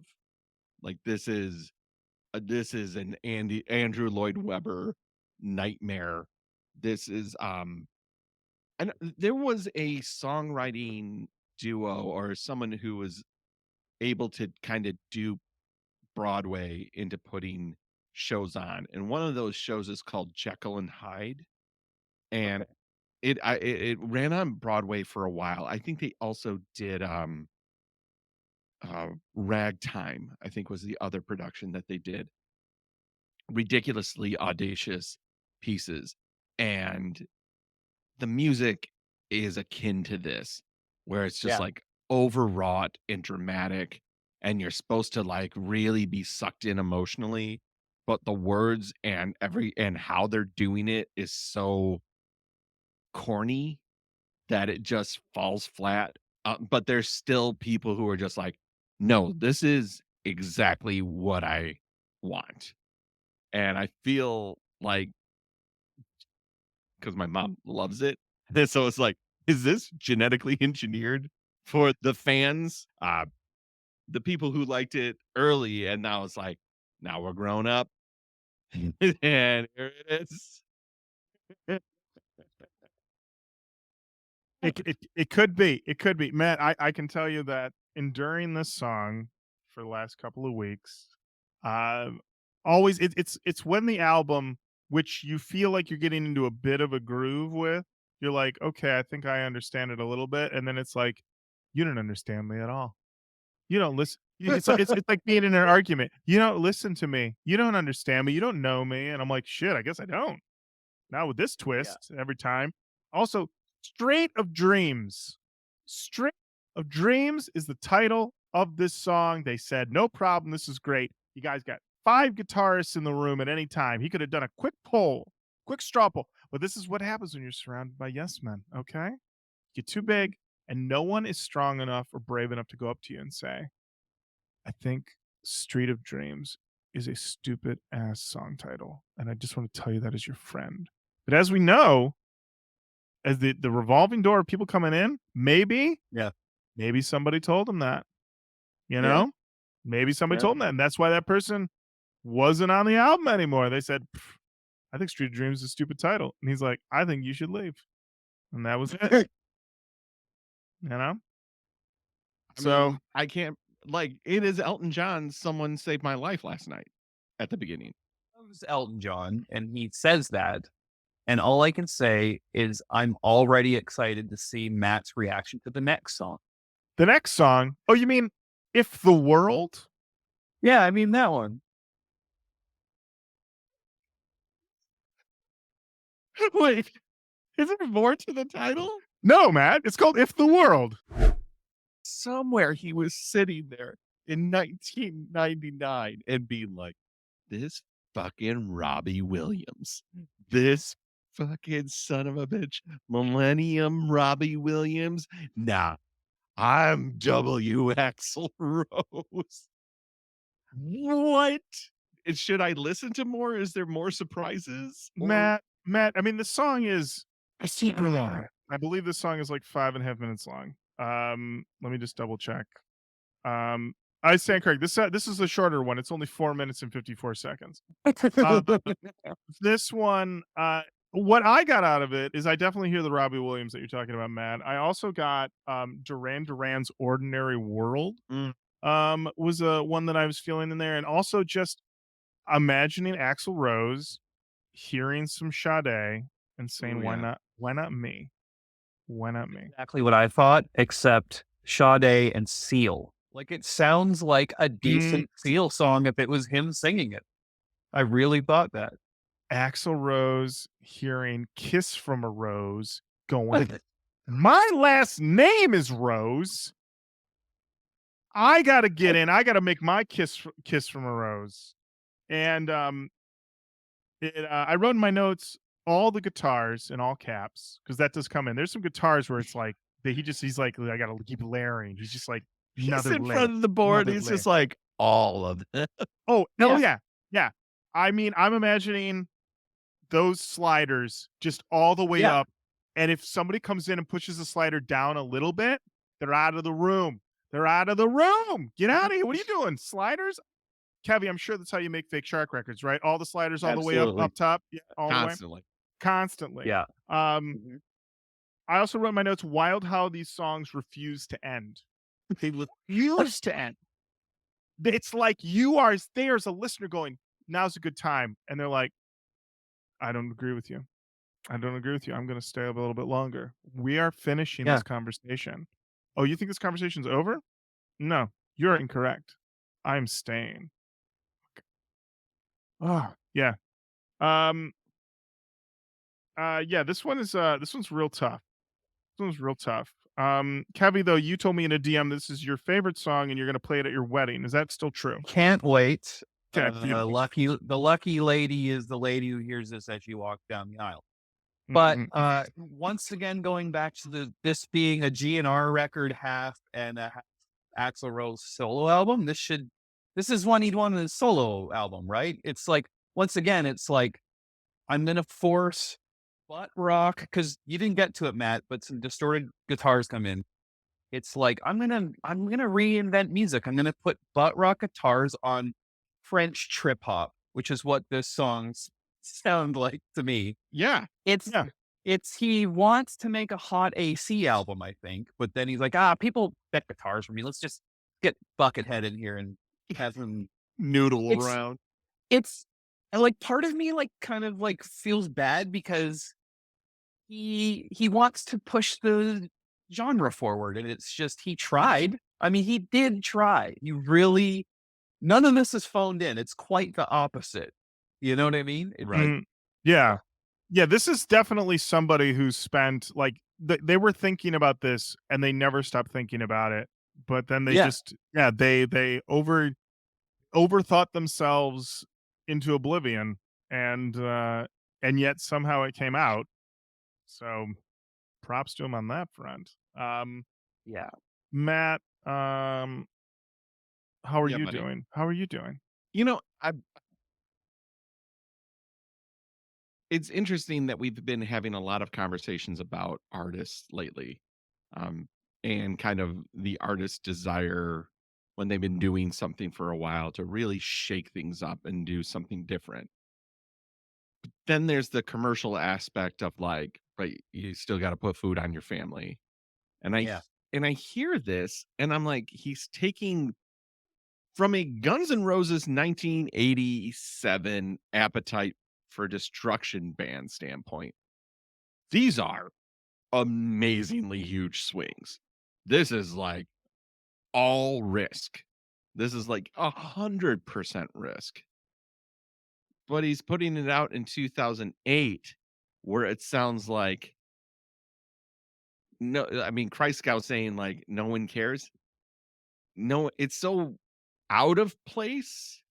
Like Yeah. you're so out of the zeitgeist. Yeah. You're so out of everything that it's like, I I don't care that you're taking these risks, which Yeah. is horrible to say to someone's, art, something that they really Yeah. did put a lot of time and effort into. And also, it is like, so the thing that you are the best at, your gift is that you have this operatic voice that fits really in to sloppy ass rhythm and blues Yeah. with a metal edge. Like that is your pocket and you could redefine that and you can do that like nobody else really could. Yeah. Like and you still have your voice unlike 95% of the genre. It's like you and Rob Totally. Halford, Yeah. like a lot of the other guys they can't hit the notes anymore and you still can. It's like why why not recontextualize that instead of being like, I want to be genreless. I Yeah. want to I want to be everything. And it's like, you're not. Your voice is a Yeah. tool of which excels at doing like if you're a hammer, you're not a screwdriver. be okay being the hammer. It's tough because like the thought I kept having is like, who is this album for? Yes, who is this for? It's not for people who love Welcome to the Jungle. People who No. love Welcome to the Jungle wouldn't really have probably really liked any of these songs except maybe the first one. So the Seal song, Madonna kind of song, it's like who is this? It's just for Axel. So solo album. You know what I mean? Right. Yeah. But it feels again that to that point, it's just like it just should have been a one-off Yeah. with you like, for lack of a better word, like, do the Tony Bennett duets album. Put Yeah. yourself Yeah. in that way contextually, I'm not thinking Guns N' Roses. I'm thinking Axl Rose with friends, you know? Like, 100%. Also, I will say that I still like all these songs better than the new Guns N' Roses songs that came out this year. ooh, So take that how you will. I don't know if you guys have heard them. You know what? I have not sought out a new Guns N' Roses songs. I barely made it through these new Guns N' Roses songs. So I was like, I'm all these set. new Guns N' Roses. New Guns N' Roses song. New to me. Lorin, was when you did your 3 listens, was this the hard one every time you would put it on? You get to this one and be like, "Oh God." You know, I think Or sorry, well, the one, I think that about Better. I think that about Street of Dreams. That was the one for me every time I would get to it, like, oh my God. honestly, I think the next one was when things really Yeah. got tough because that's the first 6-minute plus song. So that's when Matt's things really face. got tough. I mean, Matt makes that face as if we're gonna make him listen to the all 6 minutes true. and No, 41 Like, seconds. just the And you're idea. not. Just the idea of it. So this next song is called There Was a Time. This is a Broadway musical. He wrote a Broadway musical. There's a, like, I don't know how else to say it. Like, it's like, oh, okay, I see the scene. And it's about, yeah, and then we're calling it Chinese democracy. Excellent. Will there be Asian representation in this production? No. No, sorry. No. No. This is all me, baby. Oh, No. No, you're gonna have some Asian voices hidden in the background of the first song, and then that's it. This song you'll have some xylophone noises. Um and but also that's the thing is that there's a lot of everything on this album, but sometimes it's like it's not even necessarily like tuneful. It's just like noises. Like now the sounds of a guitar, the sounds of a drums. And I'm Yeah. just like and it does have that feel of like somebody with like 15 to 20 audio tracks on a giant screen and they're just lining them up and then they hit the space bar and Axel sits back and he goes, I think we can add more. And the guy just sits there and he goes, I got to put food on my family. I got to right. do it. I got to do it. The checks are still clearing. That's the thing. The checks were Yeah. clearing, everybody. All right. And then just Yeah. crushes another rail, and he's like, "My name is Ming, and I'm I'm in, See, here's the thing. China, mainland China." I'm gonna push back on this cocaine idea just because I feel like the tempo would have been a little bit higher if we were rocking them rails, Matt. I really think some of these so we got a little too much mid-tempo action going for if somebody is you know I doing don't know. that. Have you heard 80s fusion jazz? Yeah. Like, Yeah. Okay. it Fair all enough. just Those guys love cocaine. way You know too what? much. Listen, guys. As we all talked about. I mean, I know I'm a drug expert, as we've talked Drug about in the experts, Yeah. show. dude. You Oh, know, yeah. You're talking to two fucking drug experts. drug Cool. experts, and in And my Lauren, when I experience, look at you, I'm like, yeah, this guy loves Jaco Pastorius. that's It's a me. real weather report head over here. Yeah, I really am. No, but yeah, I guess you know what I think about yeah, I just think about people doing cocaine in movies, and then they're really animated, and thus my thought process is that if they were to make any music, that it would be of a faster tempo. The idea of doing a bunch of cocaine and then saying, "Let's slow it down for a minute," seems antithetical. But who's to say? Who's to say? In my notes, very unheavy. Never has anyone been more washed. That was my main notes for this one. But at this point he was so deep in it. What was he gonna do? Uh yeah. Do we have any other thoughts on There Was a Time? To me, it sounded like they brought back the French trip hop producer from the last song for this Mm. one.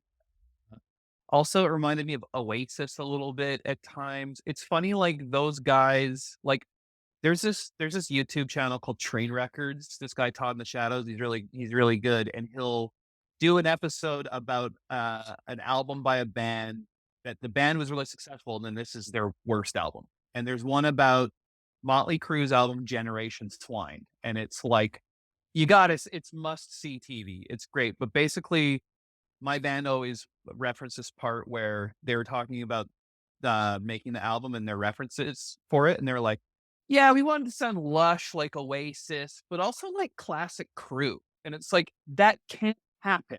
Those are Both antithetical. things can't. Yeah. So all these 80s and early 90s bands that would come back would always want to sound like Oasis for some reason, and I think Axl's definitely into some Oasis on this song and another one later in the record.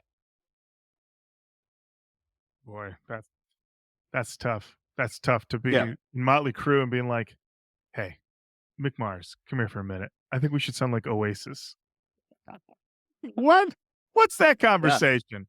You know what? But Yeah. that's not you know what, though? And I don't know him personally, but that sounds like something Nikki Sixx would say. It really, It was really Nikki does. Sixx's idea. Oh, yeah. You know these guys like the back of your hand, and also Mick Mars in that documentary was like, "Yeah, I feel like every idea I had, everyone just made me feel stupid for, and they just kept trying to make me sound like Oasis." Like, poor guy.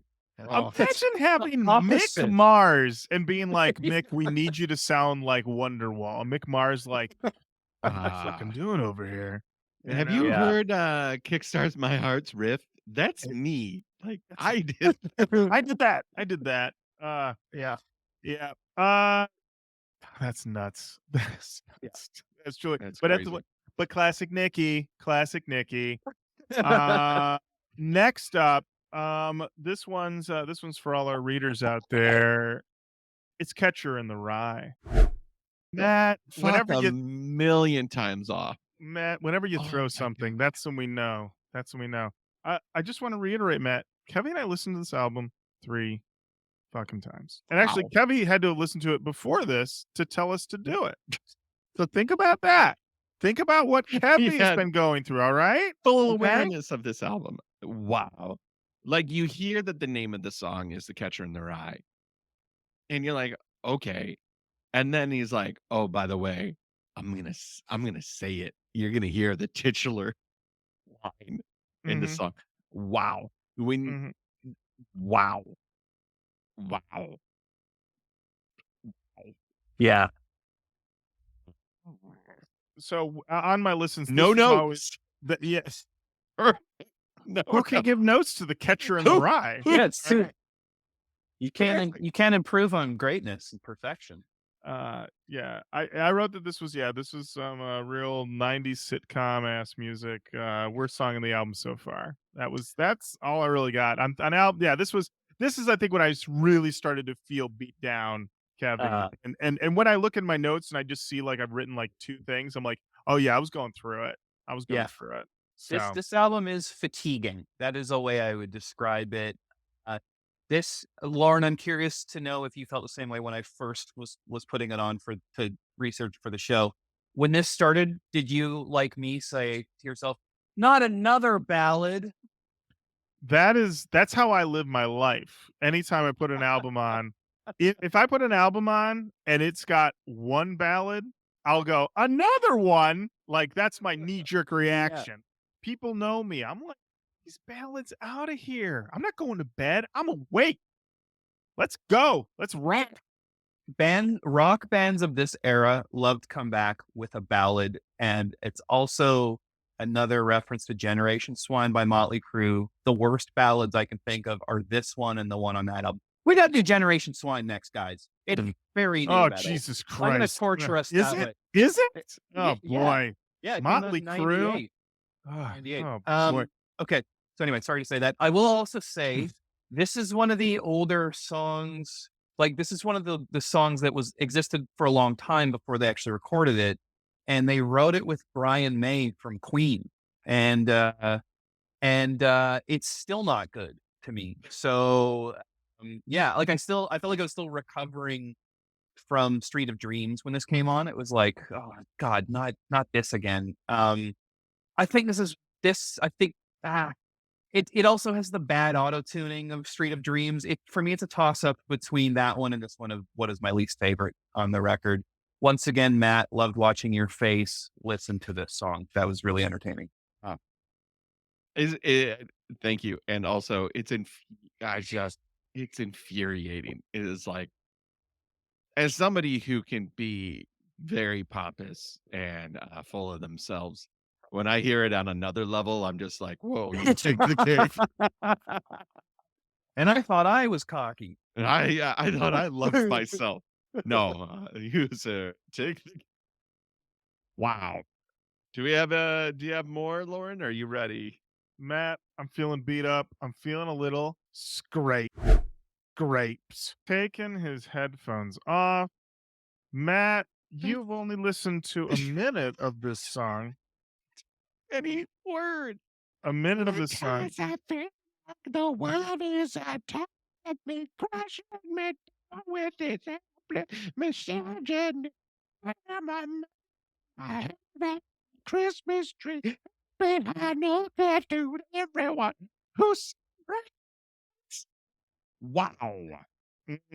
Not good, guys. Uh, Not the thing about this riff, I wrote in my notes that this riff is very not Slash.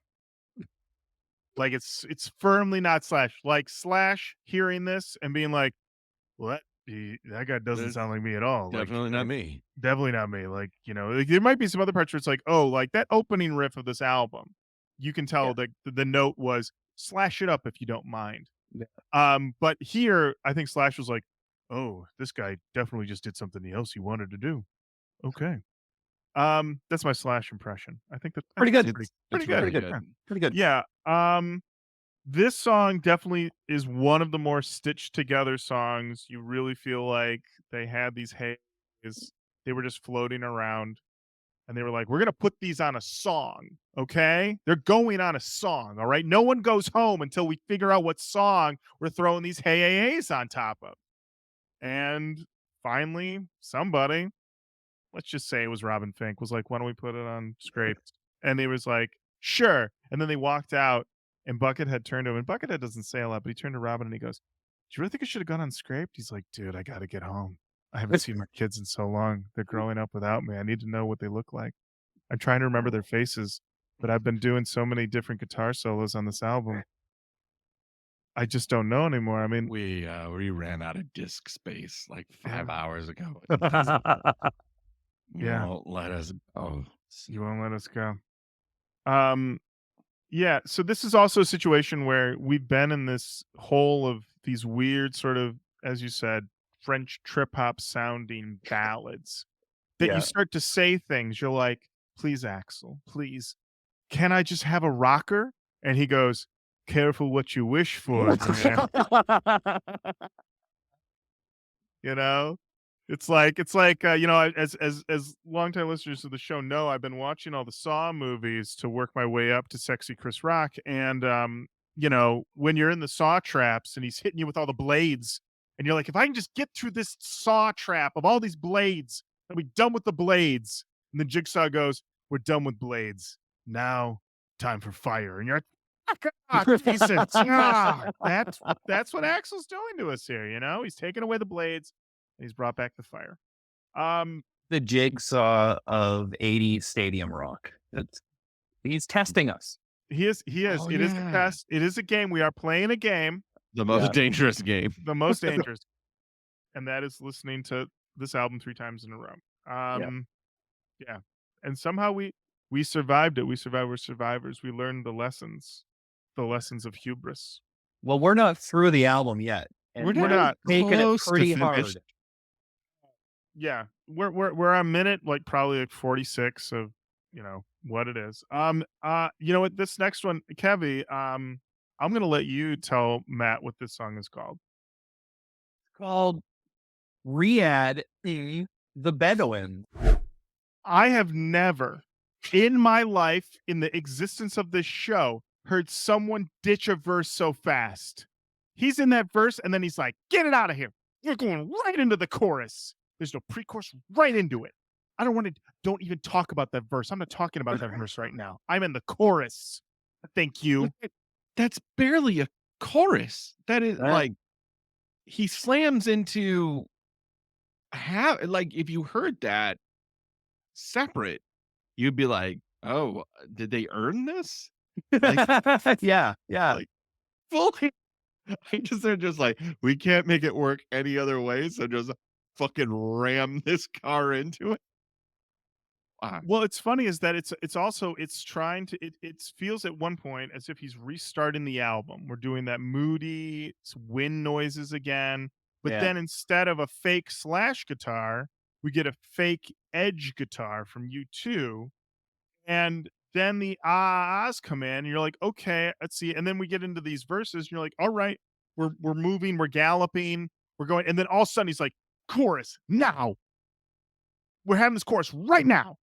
And it's like, why are we having it so soon? Like, why did you do that? It's so jarring. So this is another weird cut and paste thing. Riad and the Bedouins had a plan and thought they'd win, but I don't give a fuck about them because I'm crazy.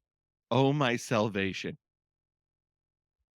Then Matt, why are we writing? Why? Matt, Matt, read that line again. Read that first line again. The first verse, which is Riad and the Bedouins had a plan and thought they'd win, but I don't give a fuck about them because I'm crazy. What first thought, best thought? He nailed that down, and he's like, do I give that a second line, or have I nailed it and it's chorus time? And I guess clearly, it's chorus time. it's chorus time. It's chorus time. Kevvy, you Mhm. write all your own lyrics, correct? Yeah.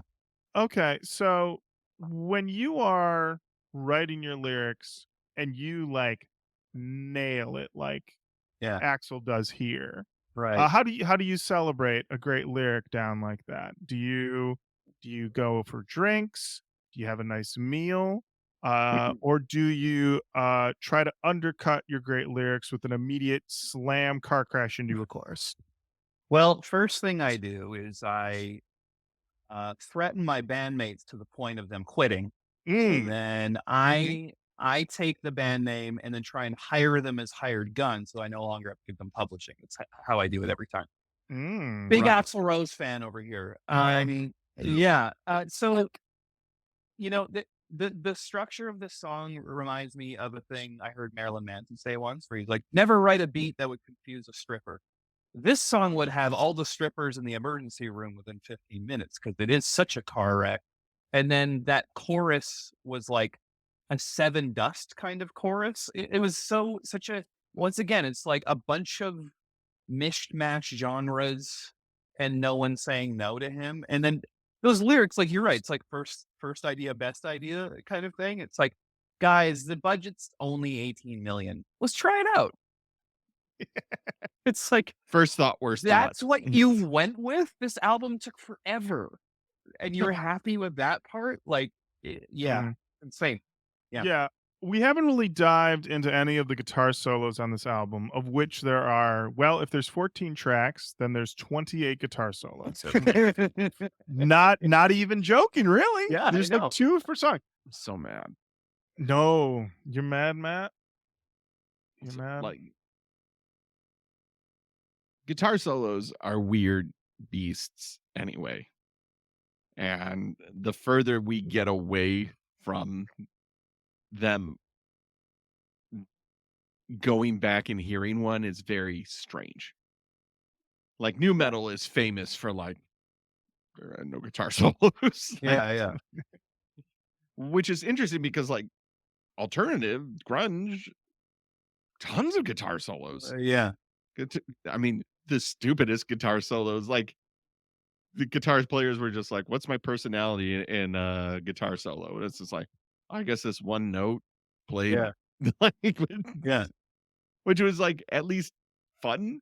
But like Yeah. hearing that, I go, uh, I don't I don't connect with Yeah. it. Yeah. Like if I put on Thin Lizzy and I hear a guitar solo in one of their songs, I'm like, hell yeah.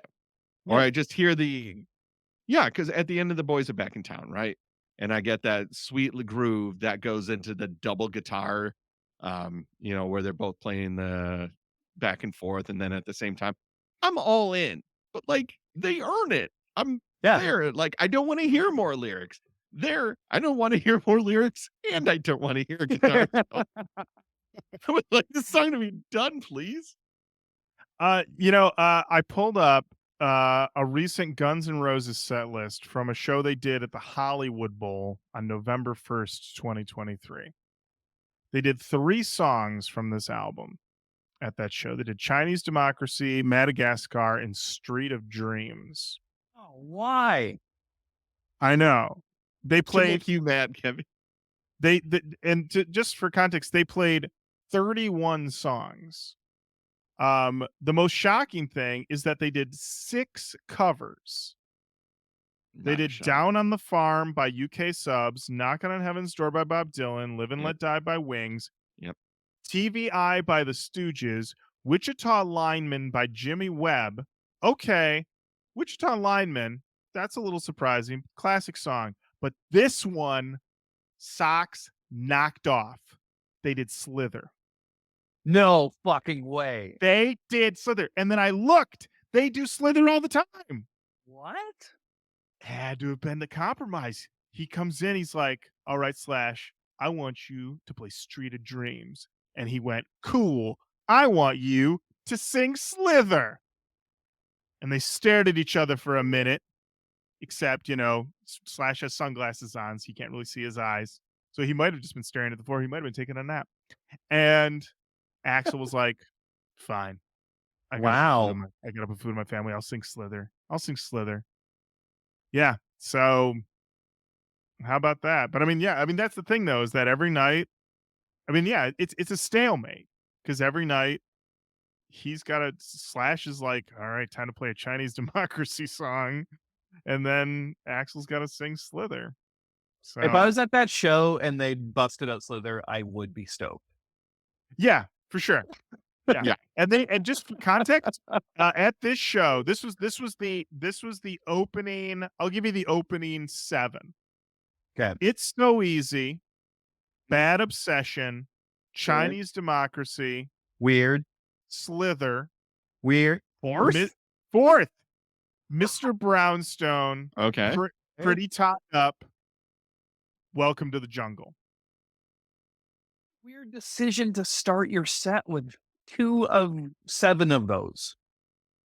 The fact that you would be sitting there, you get It's So Easy, Bad Obsession, then you get Chinese Democracy, you're like, huh, okay, interesting. And then they're like, now here's a Velvet Revolver song. That's like an encore move or late in the set. Yeah, I don't know. late It's like set. such a weird. Yeah. That's a 3/4 through the set move. Yeah. I just imagine some guys who just turn to each other going, all bets are off tonight, guys. Anything can fucking happen. Slither fourth. Anything can fucking happen. The encore is Madagascar, Patience, and then Paradise City. Weird. Like several Chinese Democracy songs in their current live set. Like Axl's just so out of touch. I don't even really know what to think. I don't know what he's thinking. Like I'm not even making fun of him. I just like no one liked this album. So why play so much from it? Like why do 31 songs, Like I actually think Metallica are more in touch than Axl Rose is. I think they are. Yeah, I mean, bringing up Metallica is a good point also because 2008 is when Metallica puts out Death Magnetic, an album that we've given a lot of shit to on this show. But the thing about those Metallica albums, Yeah. still Metallica. You know Very what I much mean? so. It's Yeah. like they're not good Metallica, but it's still Metallica, and I think that's what, like, carries them through, you know? And, like, you're like, "Yeah, it's still Metallica in essence, Saint so it's Anger fine." is their biggest swing. Like, Yeah. Right. Yeah. And they know everyone hated it and they don't play any of it live. Don't think. I don't think so. I don't think But so. it's like I feel like I remember seeing an interview with Lars where he's like he's holding up a snare drum. He's like, "Here's the sound of success." Hits it. Here's the sound of everyone making fun of you for the rest of your life. And he undoes the snare and hits it because it's like that's what Saint Anger's snare sounded like. It's like he knows that was bad. I don't think Axel knows this is bad. I don't think so. You know what I mean? Mhm. no, I absolutely know what you mean, and I don't Yeah. think that he But I don't think that he has a gauge on anything, right? Like, he yeah. can because he's going out basically with his old band and selling out. I mean, they sold out Ford Field here, like when they Yeah. were when they were here before COVID. Like, it was a huge show. Yeah. Yeah. According to, Setlist.fm, their most played album is for Destruction, Yeah. but then their second most played is Covers, and then third most played album is Chinese Democracy. Really? And then Use Your Illusion and Use Your Illusion 2, and then GNR Lives. Use Your So, Illusion has such classic songs on it. I'm really surprised to hear that. yeah, Chinese Democracy has been played 584 times. Better has been played 553 times. Shackler's Revenge 106 times. But let's see, Shackler's Revenge. Okay, Shackler's Revenge has been largely retired. It has not been played since 2014. So, Shackler has had his revenge. He his did. revenge, he had his revenge. Shackler avenged. Yeah. Yeah. Let's see. Oh, Catcher in the Rye. Let's see. Catcher in the Rye. Oh. Oh, wow. Catcher in the Rye was recently played on August 15th, 2023. That's rough. That's That's- wild. If I'm That's an audience wild. member, that's a tough one. So That's long. once again, I'm sure the Hey, you gotta sell merch and beer and Yeah. bathroom breaks some point. once Yeah. again, he probably goes to Slash. He goes, if I'm doing Slither tonight, we're gonna do Catcher in the Rye. Oh, yeah. Fine, He let's do doesn't it. even Axel doesn't even like it. He just likes that Slash doesn't like it. Yeah, it's gotta Exactly. be. All right, we've got We 5 gotta left. keep moving. All righty. The next one, aptly named. It's called Sorry. Matt, so the chorus doesn't happen until a minute 55. So Well, if you I want to guess hear it. we'll never hear it. So I actually wrote in my notes that this chorus does get the job done. I would say this is the best chorus on the album. This one sounds, but once again, this is a pace job. He could have slapped this on half these other songs. It's like, yeah, I wish he had found the fact that they had as much material as they did and they couldn't find a good song to go with this chorus Yeah. is nuts. But yeah, this Like- chorus, It's another one of those things where it's like the first 2 minutes of it, it's like, who is this for? Like GNR fans are who likes that part, you know? It's so weird to spend 15 years and then sign off on that part. I'm not necessarily shocked because of the success of November Rain. Right. And it's because of that he like, Yeah.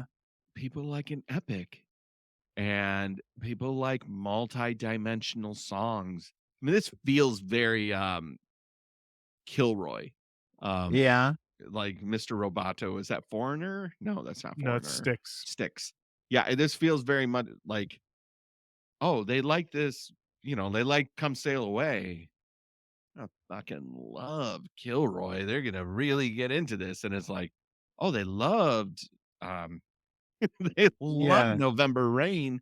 Yeah. Well, I can do a whole album of multi-layered, crazy ideas. Well, and then Yeah. it's kind of like we're just ideating here, man. We're letting it flow. We're just having some fun getting it out there. And then you get it on tape and it's like, I'm sorry. Yeah. You. I mean, you're 100% right though. Because he hadn't been wrong before, really, No. and each album was more experimental than the last. So it's just, I don't know. This November Rain is so captivating, like right off the top. Like it's such a long song, but it's like it's such a classic. It's that, but I think at this point, just years and years of experimenting, and I don't. This was a Yeah. rough It one is for me so getting through this lost in the one. sauce, right? Yeah, yeah. Yeah, well, his voice, it sounds like he's running his voice through like a million filters just cuz. Like he's just like, what if I do this? What does this button do? What does this button do? You And know? there's like it's like ethereal to begin with. There's like funky wah solos on the guitars. Why? I'm being mean, Somebody guys. somebody played it and it came back in the next day and he's like, I think I like the wahs on Sorry. He said, you know what? I respect you, Buckethead. And they're going in. Go sit in your coop. You earned it. Yeah. Uh This is where so I sleep. basically. Uh all right. Up next Let's do it. is a song. It's called IRS. How can it be so polished and so soulless? Like so like no grit. No, like the thing that makes them cool is that like the album smells like beer and Jack Daniels. And then you get to this and it's like I feel like we're just this well trodden grass at this point, but yeah, this sucks, guys. This is a real shit Yeah. show. Yeah. Uh yeah, I'm sorry, Kevvy, go ahead. The French trip hop producer is back for the beginning of that. Love that. Why? This is also the verses reminded me of STP. And I know that this is the song, I think, Lauren, correct me if I'm wrong, but that leaked and got a bunch of radio play before Yeah. anything else. And I wonder what GNR fans have been waiting desperately for like so long. This is the first thing they heard. I wonder what people thought. Like it premiered on Opie and Anthony, which is like notoriously a harsh comedy radio show. So Yeah. I'm so curious what the reaction was to it. I really do wonder. But this is also the song that I believe was in the possession of the baseball player, and then he leaked it. Because That's right. why wouldn't he have it? You know? Yeah. I love it. So let's talk about what the band members had to say about this album. The old band members had to say when they heard this. Slash reacted positively to the title track and he said, "That sounds cool. It's good to hear Axl's voice again, you know?" Of the album, he said, "It's a really good record. It's very different from what the original Guns N' Roses sounded like, but it's a great statement by Axl. It's a record that the original Guns N' Roses could never possibly make. And at the same time, it just shows you how brilliant Axl is." He later said the Wow. album was exactly what I thought it would sound like, with synthesizers and digital augmentations. After rejoining the band in 2016, Slash complimented Buckethead's guitar parts and spoke of the album in an interview, saying, "It is very different. It's really cool stuff, but it was played by guitar players that are very different from me style wise. I also want to give credit where credit's due. The guitar players that played on Chinese Democracy are fucking amazing." Okay. Wow. Slash is good people, I think is what you Yeah, he's keep good. finding. Yeah. Izzy said, "I have listened to some tracks off the record and I enjoyed them and I like what I've heard."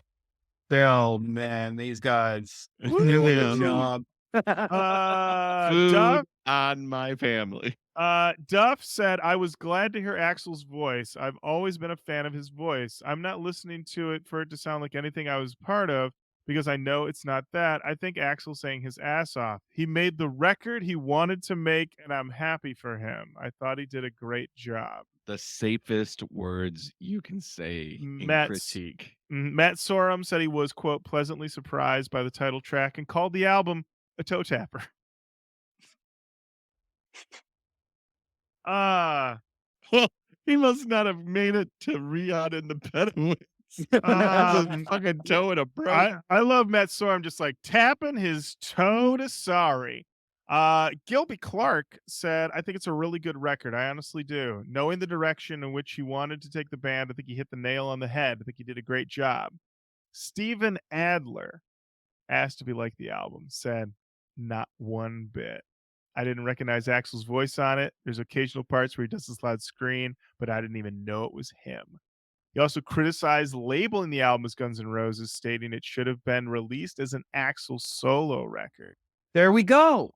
And finally, founding Guns N' Roses guitarist Tracy Guns found it, quote, overindulgent, sterile, and not that exciting.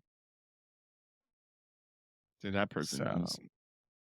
Tracy Guns. You know what? Having been a long time Roach Koach fan and listener, it reminds me of what you guys said about Results May Vary, the Limp Bizkit record. It should have been a Freddie D solo record because he was really into like Puddle of Mud and stuff. Yeah. At that time. And there was like 4 songs that could have been Bizkit songs, and the rest were like Fred Durst, you know, passion projects. I feel like this is like that. Yeah, the polar bear should have been on the ice floe. That's for sure. That's right. Matt, you nailed it. Wow. I will say about IRS that I thought this song, and this is, you know, when you're deep in your notes and you just want it to end. I thought this song on my third listen was hilarious and adorable. That chorus of gonna call the president, gonna call the president, gonna get the IRS. I mean, that sounds, I don't know why, but that's just such a wild power structure. It's like getting all of those people, they're all different jobs. The IRS is money. A private eye is looking for someone who's missing or digging up dirt. The FBI, they're ton serial killers. The president, he's got a lot of other stuff on his plate. And Axl's like, I don't know who to get. I'm going to get all Axl Rose call. I'm going to get all these guys in the same room and see if they can sort this out. This thing that's going on between you and me. That's how serious this relationship is. He's getting the president, a private eye, the people in charge of our taxes, and mine hunters. That's who he's getting in the room. Honestly, that doesn't speak well of your relationship. And he's like, you know what we need to get in here? The mind hunters. Because you crazy, girl. Girl, you crazy. You crazy. You about to wear my skin as a suit. That's what I think. And I'm getting the mind hunters in here. We ready? We're ready. It's Madagascar. Let's just talk about it, guys. Why does he sound like Tina Turner? What is happening here? This is so bizarre. The song is bizarre. I did not realize until I watched the video from the VMAs in 2002 that this was the new song that they played in between the two classics. And according to the various commenters in songmeanings.com, this song is about the rumors and accusations pitched at him after the members were quit or fired from the band. And he's just done with that. He's ready to move on to his next step in his life, the new era of Guns N' Roses. And this is him leaving it behind. Apparently, if you're deep into the Guns N' Roses lore, previous songs are referenced on this song. But let's not overlook the main thing that happens on this song. At 3 minutes in, he samples the I Have a Dream speech by Martin Luther King Jr. All right? Listen, I think a lot of people heard what Martin Luther King Jr. was saying when he did that speech, but imagine if Tommy Stinson was there. Imagine Martin Luther King Jr. and the Replacements could have been something great. Finally. Kevvy. Yeah. This reminded me of on Get Him to the Greek when it showed Aldous Snow jump the shark with thinking he's being beat with African Child. Remember, he thought he was getting in touch with the people, but really he was just pushing himself further away from the people. That's how I felt about that bridge. This song was also an old one. It's weird. It was like it was one of the first ones written. To me, it sounds like Axl was listening to a lot of Dream On by Aerosmith and also a lot of Portishead when he made it. Once again, Who's the song for? To hear that they encore with this song often is shocking. You just think about it. Guns N' Roses finish their set. They play Night Train, and then they go off the stage, and you and your friends are like, when they come back, Paradise City, baby. Paradise City, baby. Paradise City. It's gonna be like you and me. It's like we'll be in high school all over again, man. When they come out, and then the opening strings of Madagascar starts, and you go, "Son of a bitch, It's Madagascar. Madagascar!" Or more likely, what song is this? Madagascar is maybe the most pretentious title that you could have. Yeah, this is You know? this is a real Sting album. Yeah, exactly. Yes, Uh, exactly. So I went over to songmeanings.com because they had some things to say about Madagascar.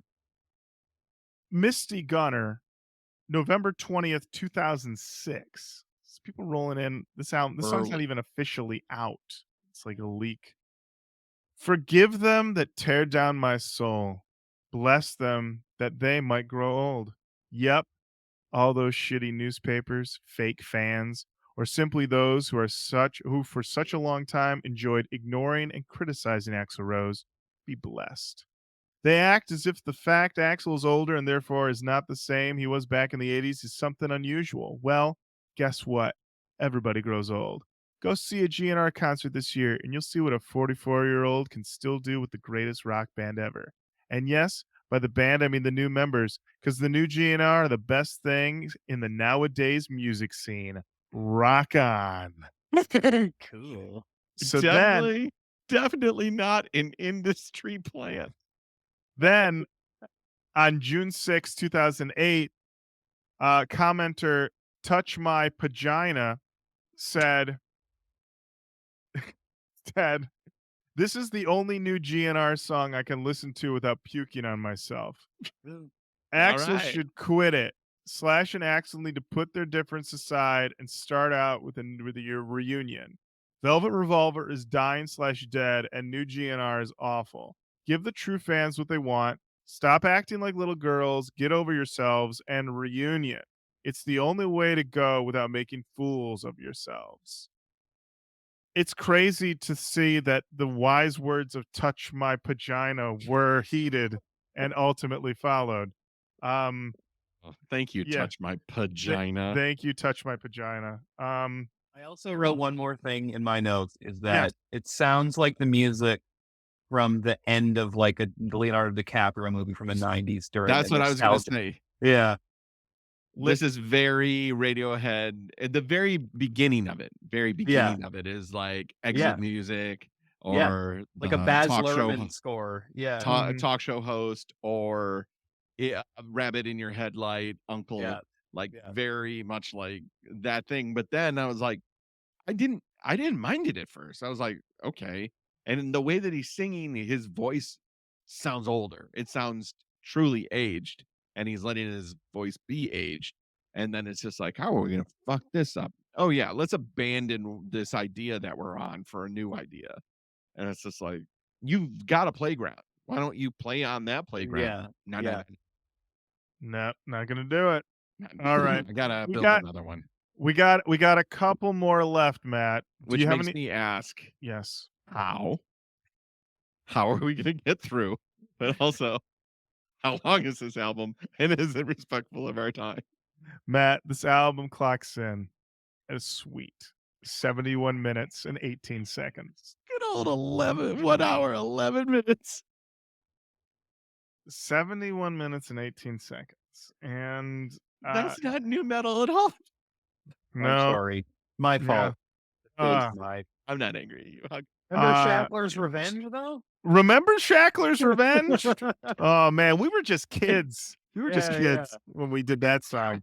Which sounds like the name of a ride at a fair, by the way. Oh, yeah. Shackler's Revenge, a pirate ride.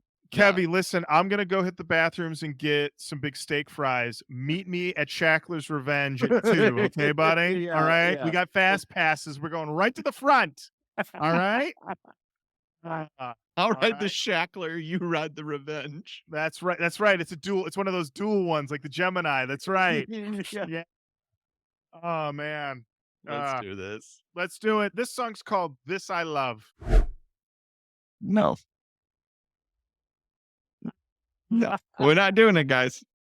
We're not doing it. I know what that song is. It's not good. We don't need to hear it. We're good. We heard enough. I wrote in my notes, no, not more piano. And then I said, this is not November Rain. Like this is we have November Rain at home. What's funny is that Axl Rose does have November Rain at home, and he still made this anyway. It's crazy. I've been working with this great music producer. His name's Eric Ratz. He's brilliant. He's done like every Billy Talent album, every Cancer Bats record. He's so good. And he has this term for if you're listening to a song, the point where your mind wanders is called a laundry moment. It's like, it's my laundry. Do I need to do my laundry? That whole song is a laundry moment. There's been a lot of laundry moments throughout the album. That is the pinnacle. And that's the one Axl said in like 98. He's like, I wrote this song and it's the heaviest thing I've ever written. And he's talking about that song. Wow. You'll never know, Matt. You'll never know. Nope. I'll be okay. I'll be okay. I promise. Watch me keep living. It's amazing. I mean, like I said, Matt, you can always go to your local library and do this interlibrary loan. All right. Once again, I play a Chinese man. Axl is a terrible idea. Fine, I'm gonna put this I love. Okay. I want to see. Oh, This I Love has been played live 379 times. God. Most recently played October 27th, 2023 at Ball Arena in Denver, Colorado. I got to pull up this set because I got to know when this happened. I got to know when in the set this happened. This was played. Knowing Axl, it was somewhere where it would completely kill the momentum of a bunch of hits. You know, you are not ready. You're not ready. Do it.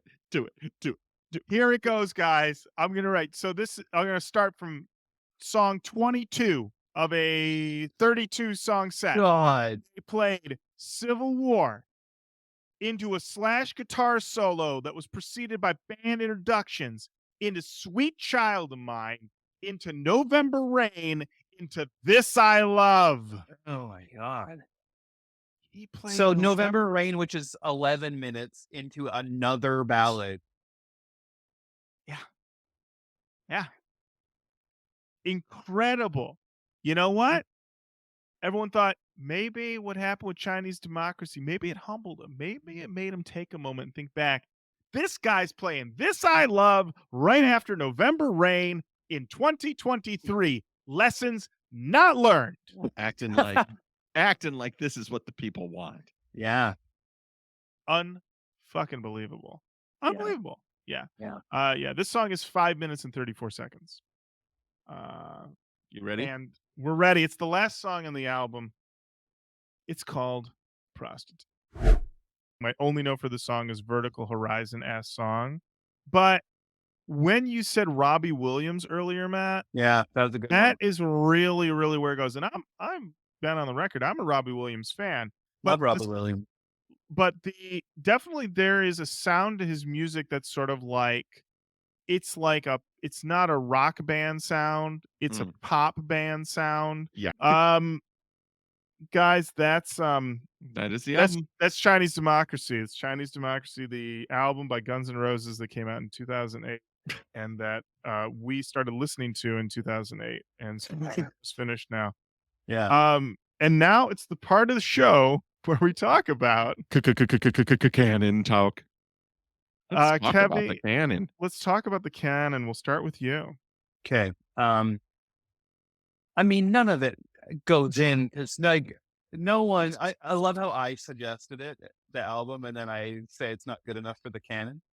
I will say of its time, a very new metal thing that happened was that they premiered Shackler's Revenge, a single. The way they premiered it was on Rock Band. And that is a very of that time thing to do. Oh, yeah. But I mean, if you're showing somebody the new metal canon for the first time, I don't think you'd show them any of this stuff. But it's definitely inspired by it. and it definitely has players on it that participated in nu metal history. For sure. Matt, what of your favorite songs from this album, if you could just narrow down which one you want to go in the can, just let me know. Real Okay. quick. Yep. I'm really torn between Catcher in the Rye, Riad and the Bedouins. I mean, Madagascar. They're also good. They're also Mhm. good. Each one better than the last. Um, what a listen.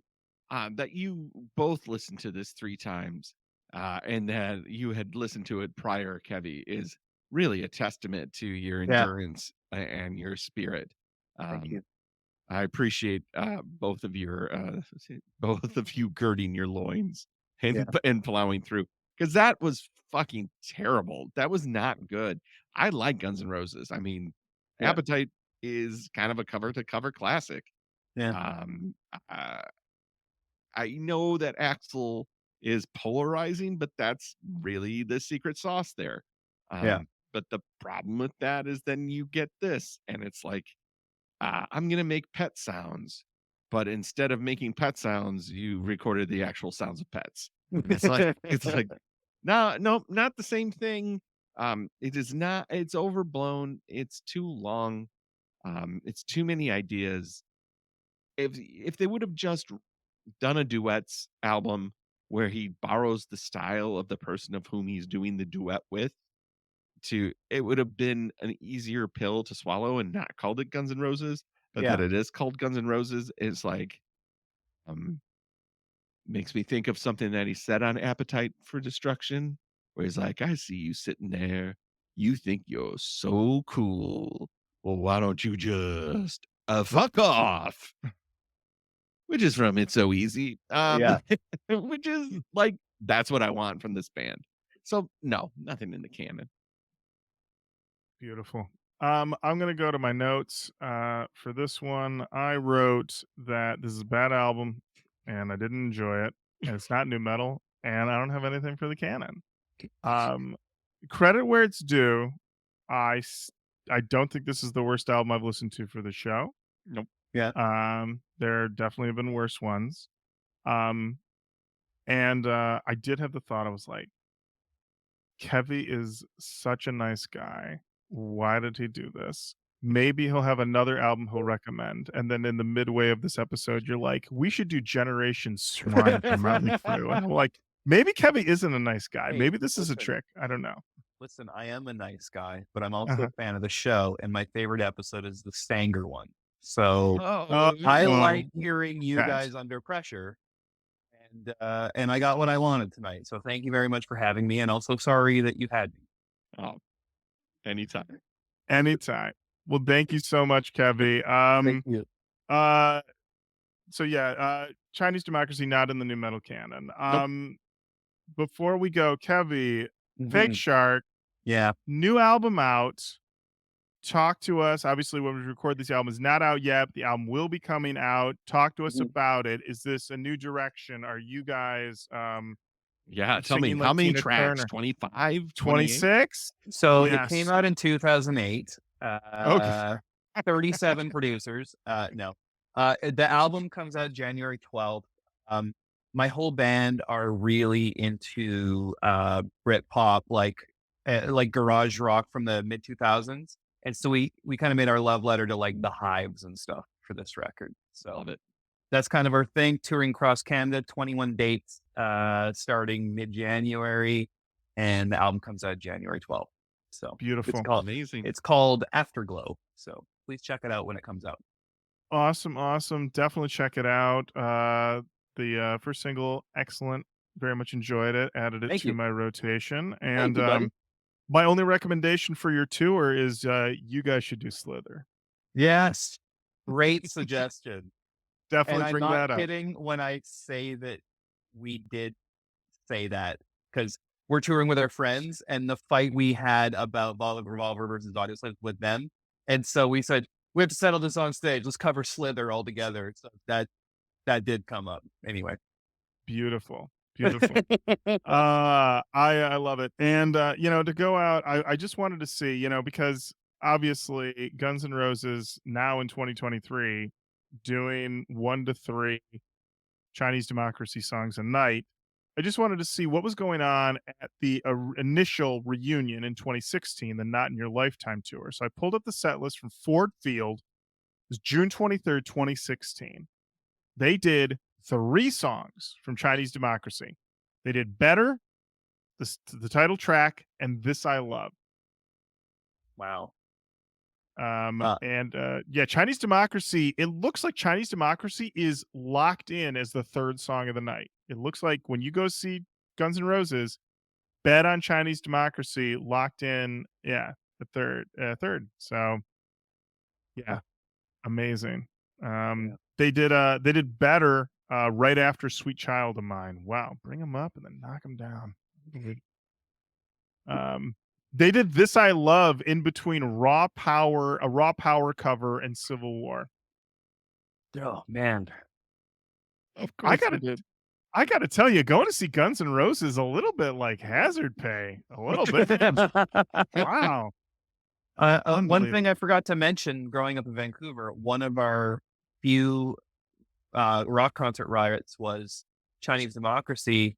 Axl no-showed. Yeah. Wow. So cop cars got flipped over and stuff. Yeah. Everyone's like standing there like, if I don't hear Street of Dreams, these You'll lose it. You and all your buddies being like, Madagascar, we won't get to hear it. Destroy this vehicle. This is for Catcher in the Rye. Kevvy, thank you so much. Thank you for Kevvy. coming on. A true pleasure. Everybody, check out Fake Shark. Check out those tour dates if you were in Canada. Get to see Kevvy rock it live and yell Slither from the audience. And until next time, keep on saying hello to us online: Facebook, Twitter, Instagram, TikTok, YouTube, Roach Koach on all of those. Send us an email, roachkoachpodcast@gmail.com.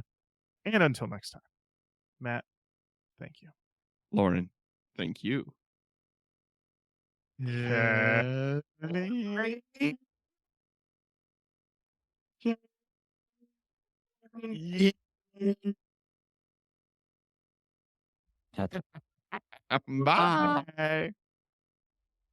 Roach Koach. Podcast on all day, every day. That is the Roach Koach Podcast all day, every day.